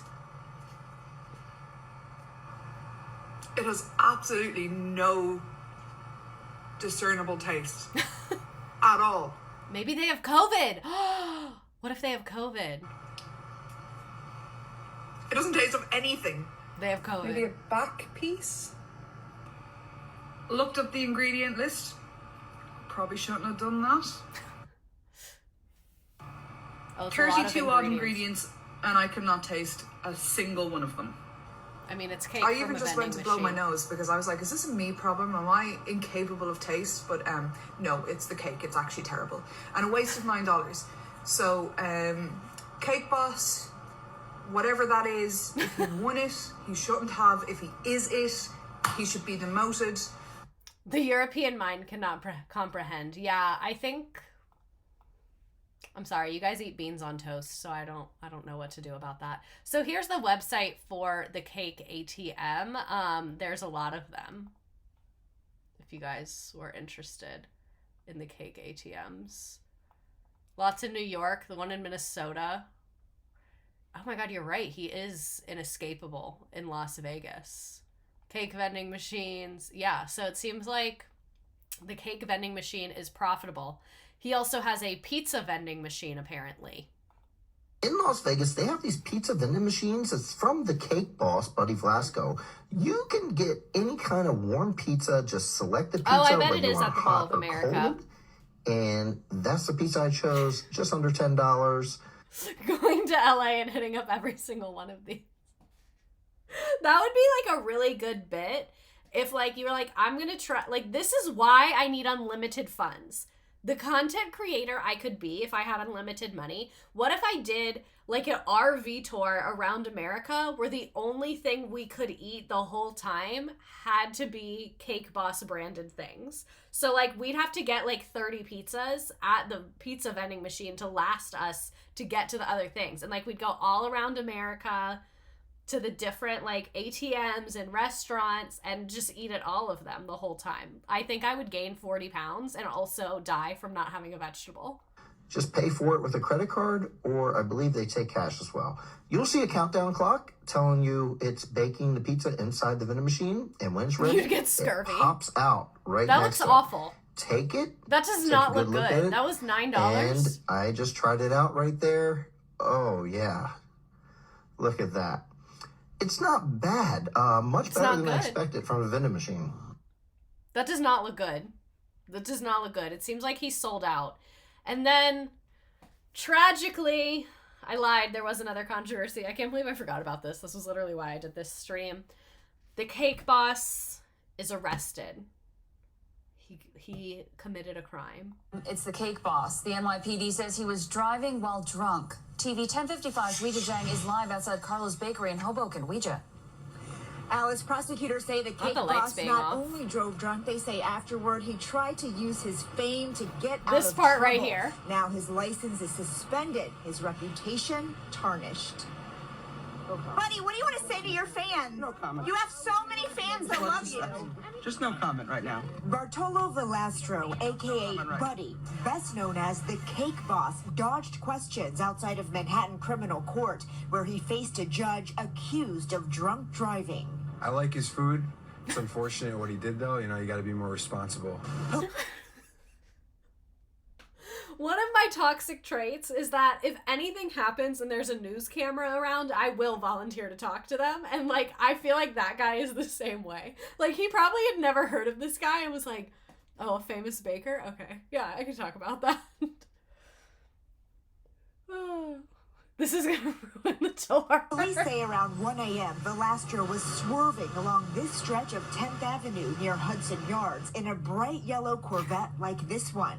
The officers who pulled him over... That is the American dream, though. Like, so it's illegal to have the American dream of becoming rich and then driving drunk near Hudson Yards in your yellow Ferrari? What do you mean? Like, that is literally what our nation is founded on. So if you can't do that... Like, I think the cop was in the wrong. No, I'm kidding. Driving drunk is actually really, really fucked up.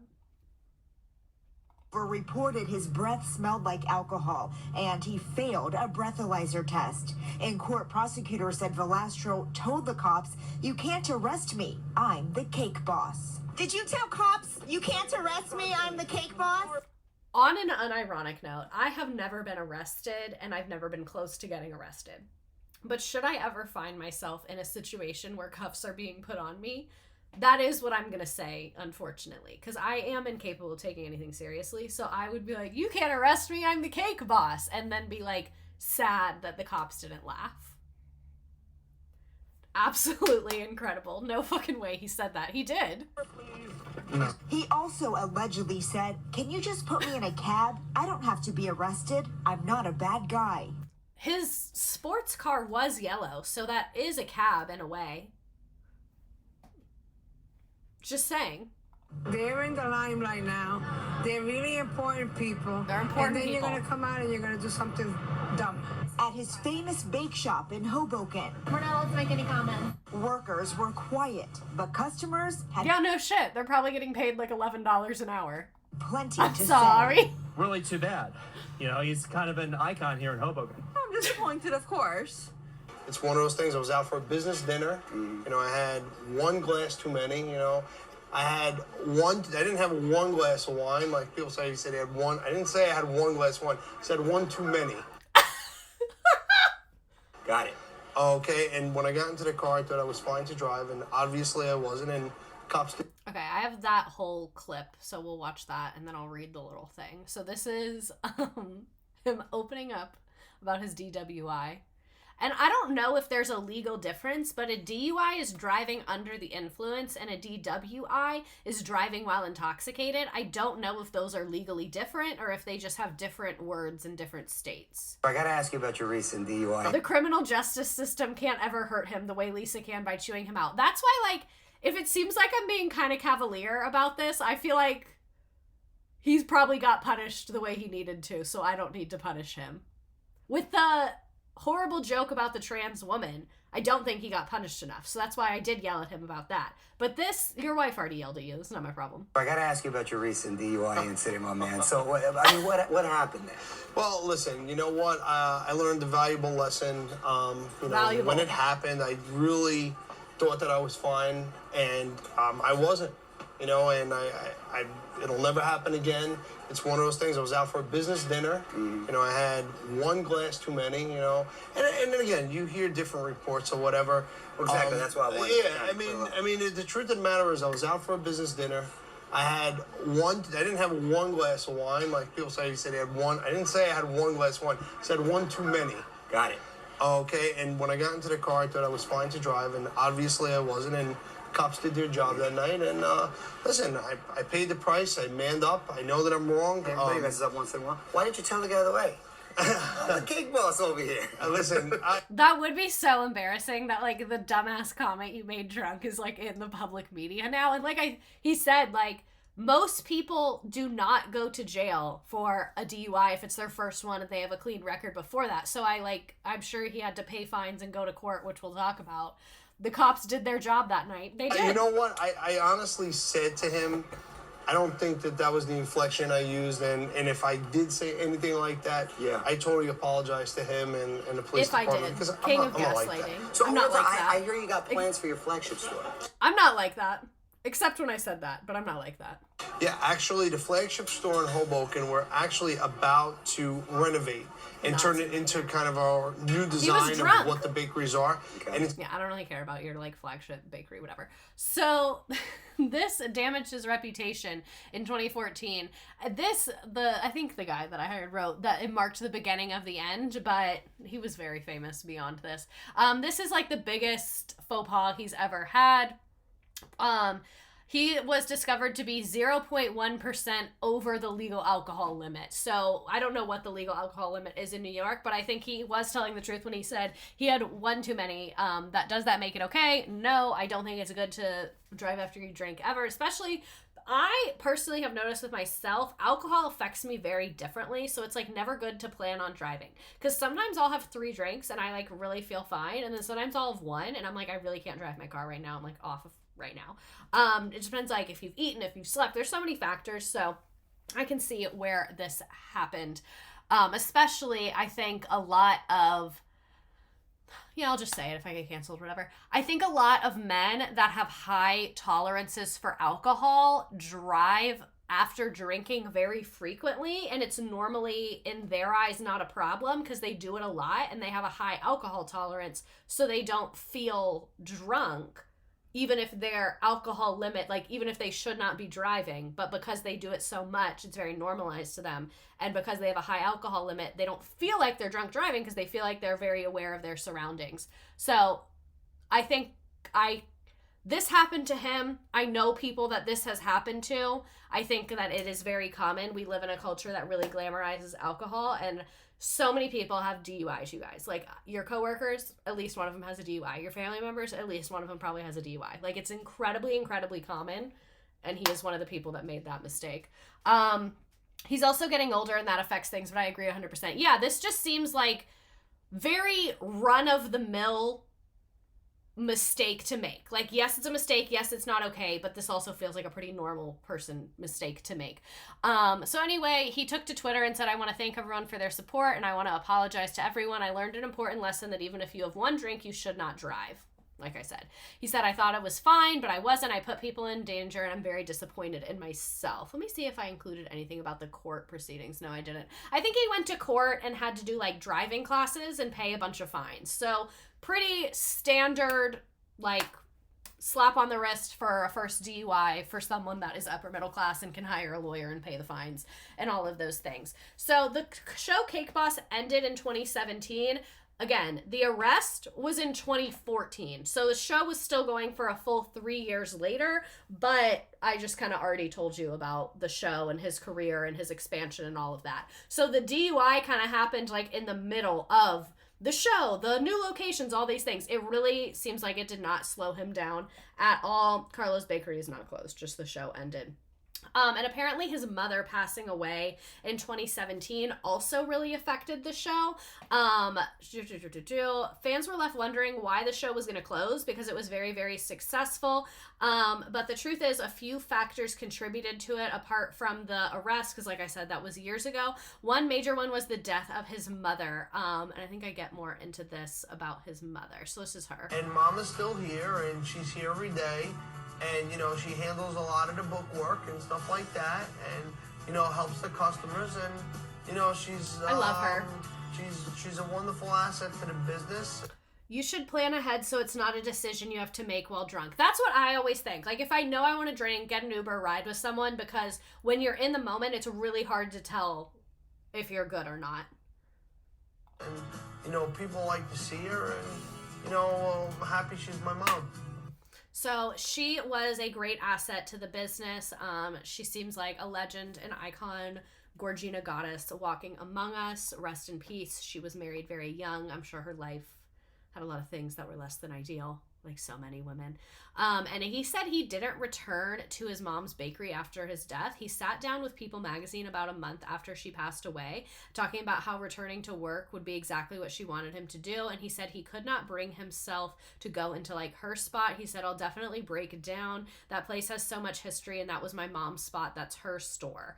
So I guess like one specific part she was in charge of. I don't really know. Like we said, he baked his very first cake at 12. He also took the opportunity to thank everyone for the massive outpouring of support, because people left like flowers and cards and all of that outside the bakery. It seemed like she was just like a super loved woman by everyone. So I can see where like his business changed a ton. It seems like now he has this more franchise model. His mom passed away. His kids are older. It kind of seems like they just felt like, let's end the show on a good note. Like they had a good show that was successful, that people liked. Like, let's wrap it up, like the end of an era kind of thing is from what I see. Also, they said reality TV was really changing around this time. Keep in mind, it's 2017. So now we are big into Keeping Up with the Kardashians, Real Housewives, all the things, and that kind of style of TLC show. And TLC in general was just getting less popular, and they had to compete for more airtime. But 2020, he had like this freak accident where he injured himself. So trigger warning, his hand gets hurt. I'm not going to show anything like gory or gross or anything like that, but if like a random injury is sensitive to you, maybe skip this part. This was September 20th, 2020. Look at that house. Oh my God. No wonder the vending machine cake is $9. That house is huge. That looks like the house from Twitches. Did you guys know? Okay, oh my God. I feel like you guys would know this because you guys' brains are the same as mine. So, you know the movie Twitches on Disney? Yeah?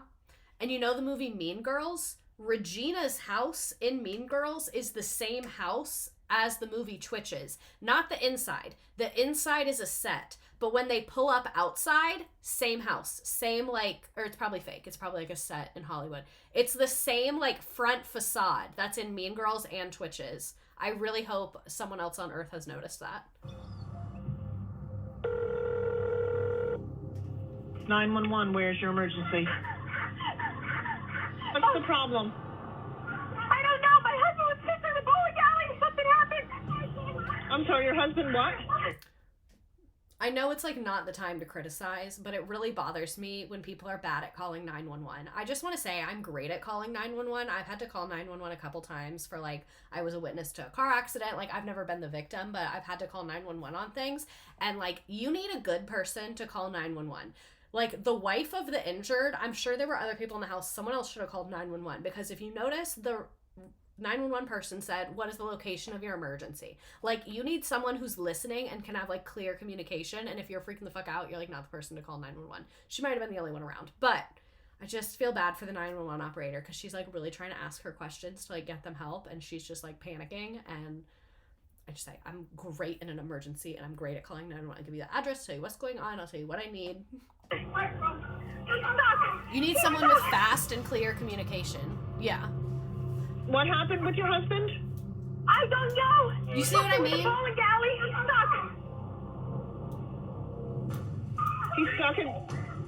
He's stuck in the bowling alley? Like the way she's panicking. Like the way she needed to be like, we're at this address. My husband is fixing something in our house. He had an emergency. There's blood everywhere. I need an EMT here immediately. Like, you gotta be quick with it. You gotta practice for these things. I have a bowling alley. You want to fix it if something happened? I can't go down there, please. Okay. This would be terrifying. Okay, I have a police officer on the way. That's not that helpful. Is he injured or what's going on there? Yes, he's injured. He's injured. See what I mean? Like, we've been listening to this for 58 seconds, and she just said that he's injured. It shows a little bit of blood, but nothing crazy. I had to call 911 over the weekend, and honestly just wanted to be complimented by the dispatch because I ate that. And yeah, and like, this lady's not helping that much either. A girl that I used to work with is a 911 operator, and she wins awards all the time. Like, multiple times. She has, like, the county she works for will post her and be like, giving an award, and I know that she would handle this differently. Okay, he's down. Okay, I'll get a police officer and ambulance over there, okay? Please. All right. Please. Okay, like, on their way. That ambulance could have left 57 seconds ago. Also, it's like snappy editing. One thing about me is I shouldn't be the one calling, and I think it's important to recognize that. Like I said, it seems like lots of people are at the house.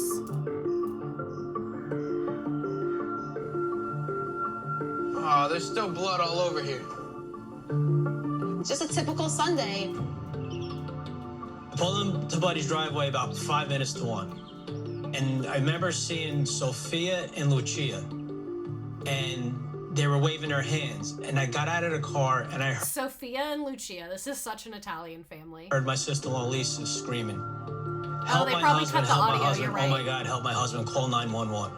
That's all I heard. I'm a licensed EMT, firefighter.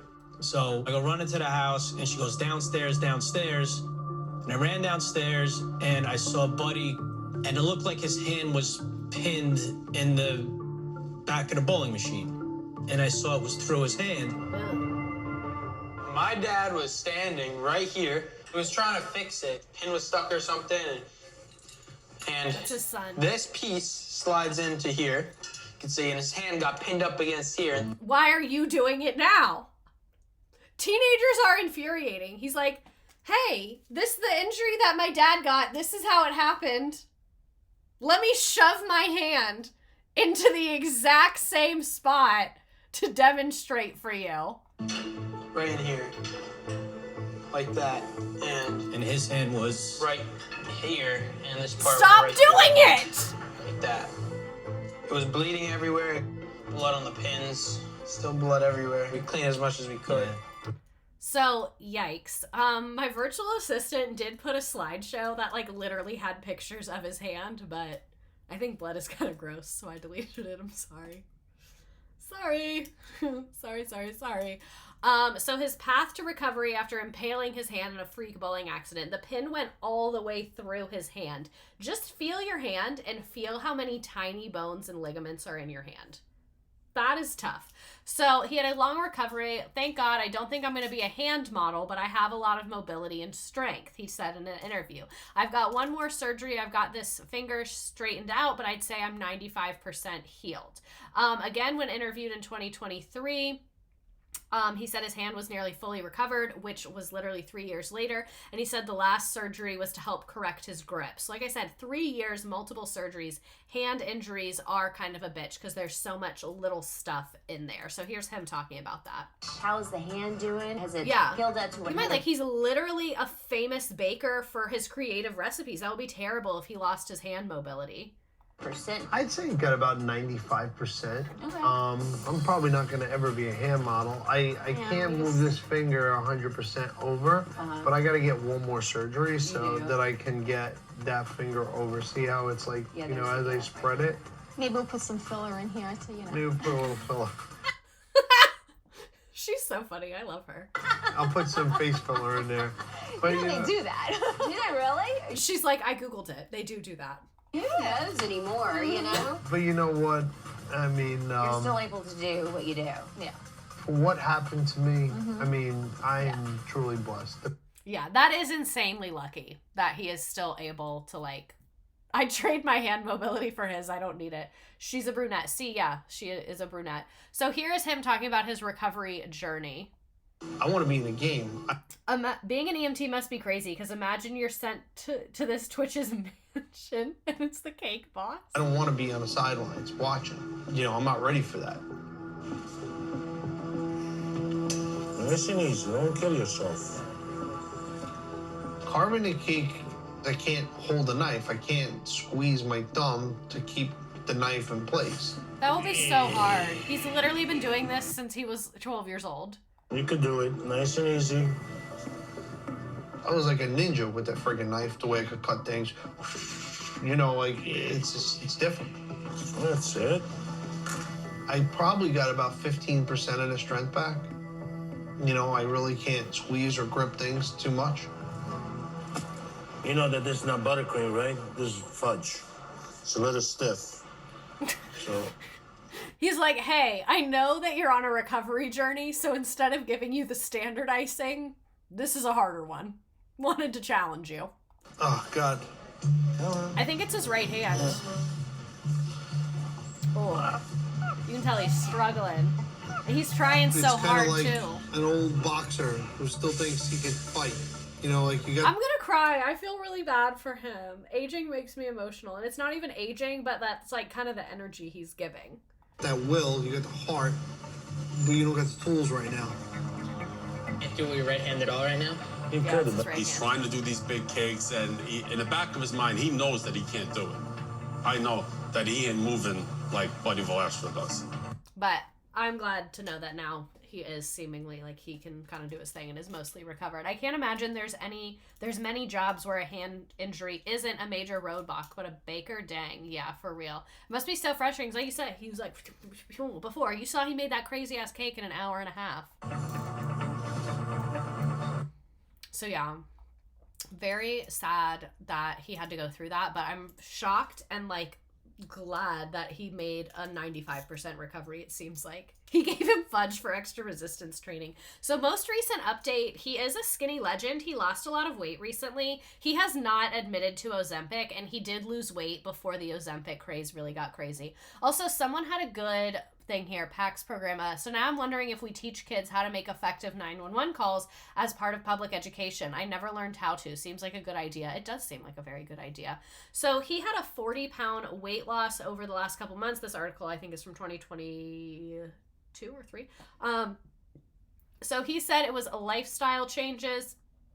He said, it took me 9 months to lose the weight. I've been maintaining it now because I lost it nice and slow. It wasn't a crash diet or anything like that. I just tried to be more disciplined during the week.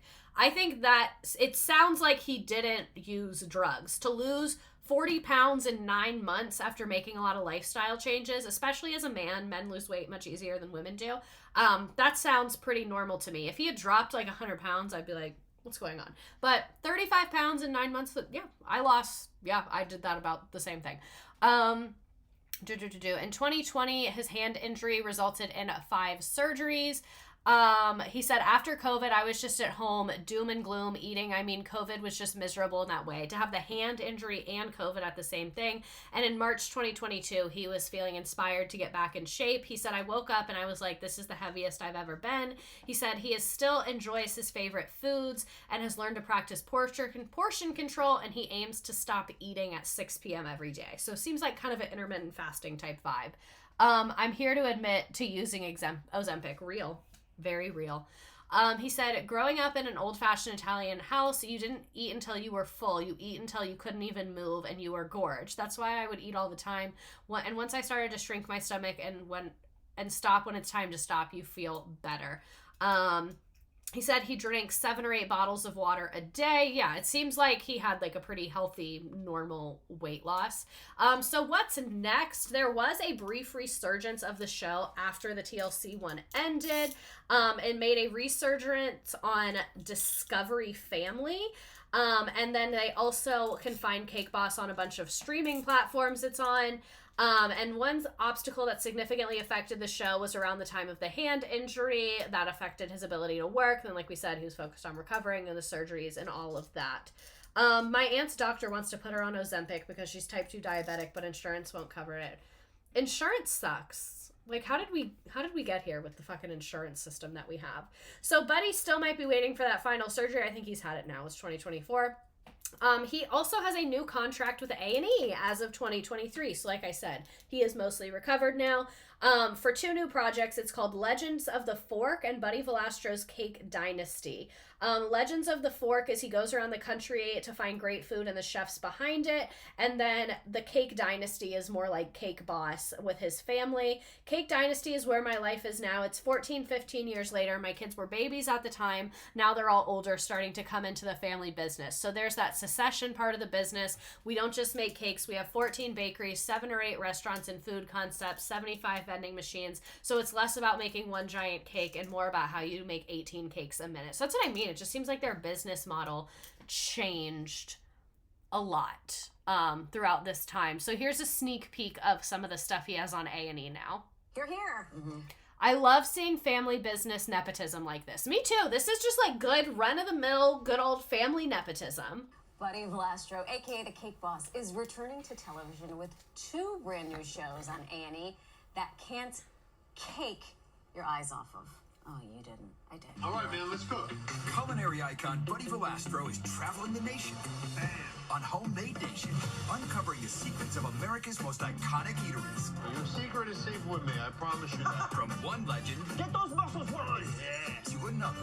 My mouth is on flavor overload. He's more than just a boss. Let's go, we got a pack. He's building an empire. Thousands of cakes a day, 75 vending machines. And he's doing it by mixing business... It looks beautiful! ...with family. My sisters tend to bring a little chaos. They dropped the cake! Seems like a good time. This is like what you watch like in a waiting room at the dentist office. Here is a promo of him for his 2 new shows. He's looking good, looking healthy, looking like the hand made a recovery. You can still see that scar, but it seems like he is moving and grooving now. He's been active in expanding his businesses. Last March, they opened a Boardwalk Empire at Herrera's Resort in Atlantic City, New Jersey. We're incredibly excited, blah, blah, blah, blah, blah. He opened another 1,200 square foot flagship Carlos Bake Shop in Times Square that's operating 7 days a week. Like, the man is man bossing. Why is he kind of... I'm glad you said it. I'm glad you said it. You know what? Let's get back to it. Anyway, moving on. The slideshows never work on here. These were some pictures of like his newer spots, but you can see we saw some of them in the videos. So there were my sources for tonight.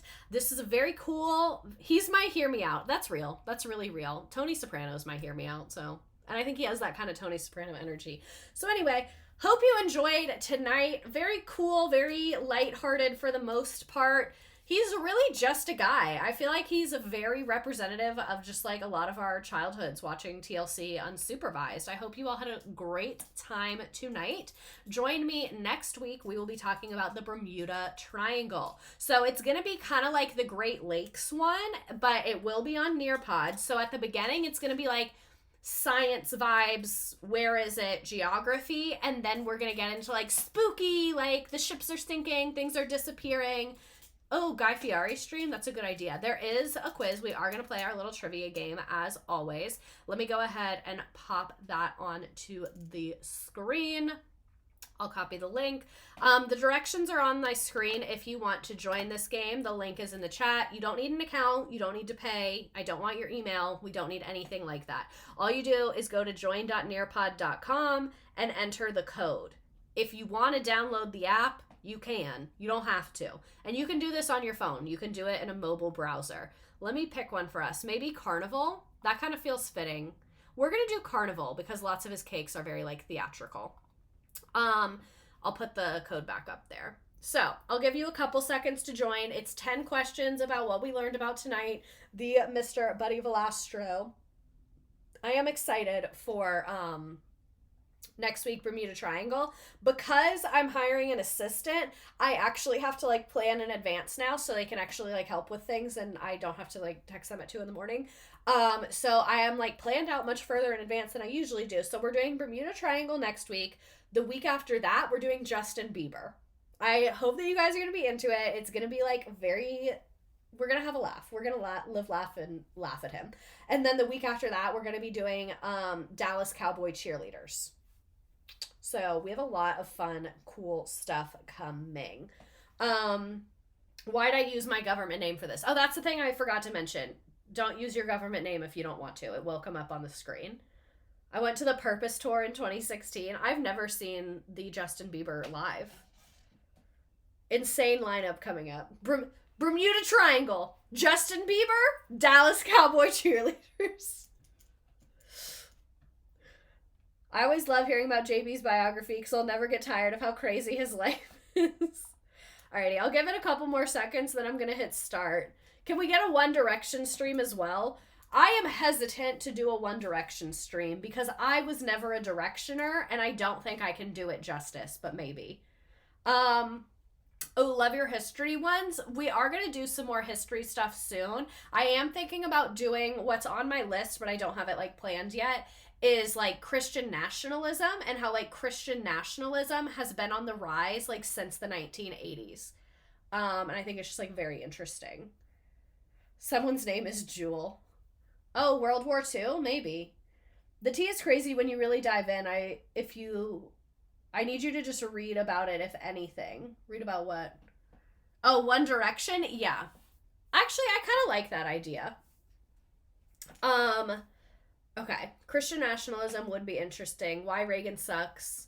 Have you done the space race? I have not. Okay, I'm going to give people like a couple more seconds. I know I already said that, and then I'm going to hit start.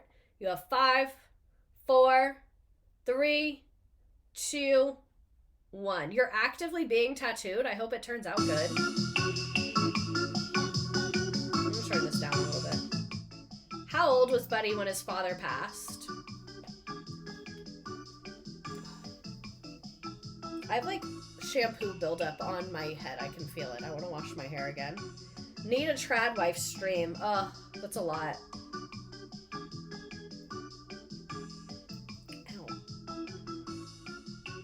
Do you only do American history or what about some European topics? I really only do American history, I'm gonna be honest. I'm not opposed to European topics, but I have always just really liked American history more than any other history. Let me lower the volume a little more so I can like talk and hear my own thoughts. So the reason I think I like American history better is, I don't know if you can tell from like this stream and what I do every week, but like people and their relationships are so fascinating to me, and like why people make the choices they do and like how people's experience makes them make certain choices. So like to me, that's what's interesting about history. So that's why I like American history, because I understand the context and the society around it. And when I'm looking at like ancient history, it's like harder for me to get what I like out of it because I don't understand like the power dynamics and all that. So there have been things I've been very into that I find really cool, but just generally speaking, I like American history more because I understand it more, so it's like more engaging to me. I went to the Hoboken location before it closed. Disney college program is really something I could get behind. Which famous model is a Cake Boss fan? Yeah, I could be open to European history though. Luckily the US is very young. Yeah, exactly. So like when we're talking about the US, like I know like not everything, but like generally the technology that's available, what the economy was kind of like during that time. So when I learn about other stuff, it's just like more to learn. Where did he open an Italian restaurant? There's more than one, but only one of these is the correct answer.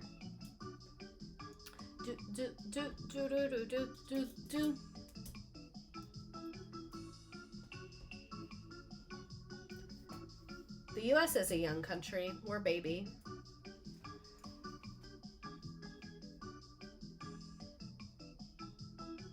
Oh, people on TikTok, we start at 7 every week.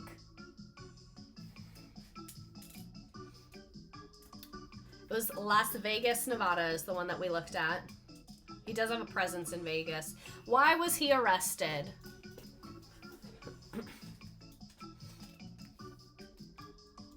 $7 p.m. Eastern. Yes, thank you.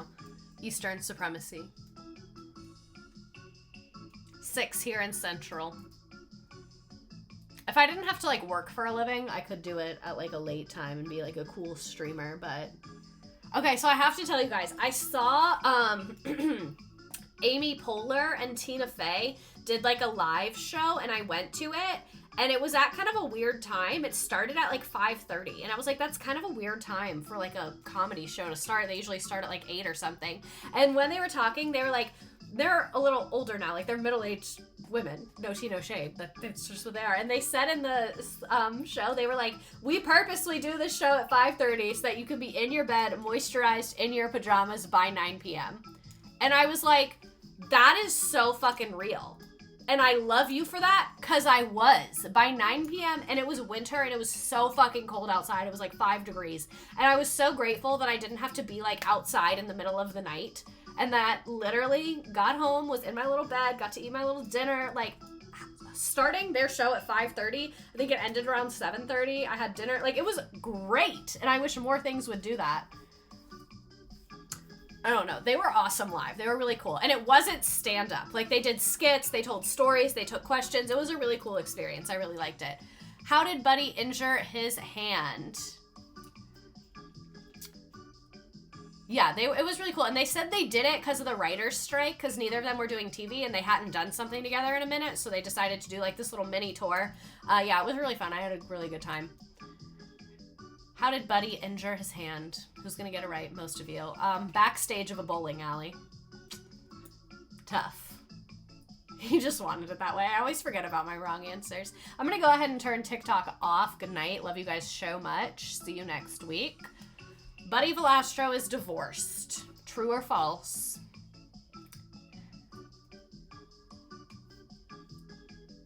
I'm waiting for some of you.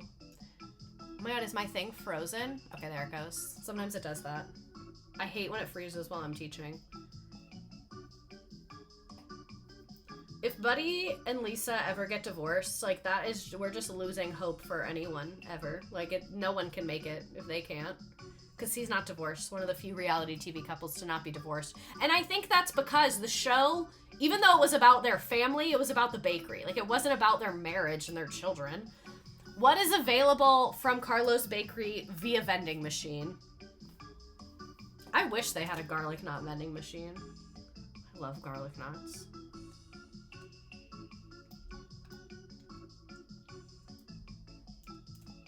He just wanted it that way. I tried to go and it was, to the Tina Fey thing. I love them. They're not perfect, but I really look up to them a lot. I'm still waiting for a couple of you.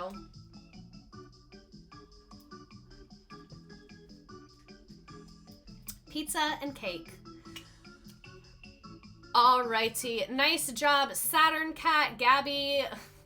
Stop. Bussy Velastro, Refrigerator, An Italian Family Parking Lot, Cake Boss, Cake Minimum Wage Worker, Caitlin, Cake Boss Bitch, A Cake Boss Parking Lot, I'm the Cake Boss, Bye Baby Angel. Bye Baby Angel has been around here for a while. I appreciate my people that have been watching my stream for like 2 years. That's crazy to me. Rye, Grandpa Ham, Amber, Grace, Deanne. Did I miss anyone? I don't think I missed anyone. Deanne Siegel, Tree Hugger, Susie, and I'm sorry.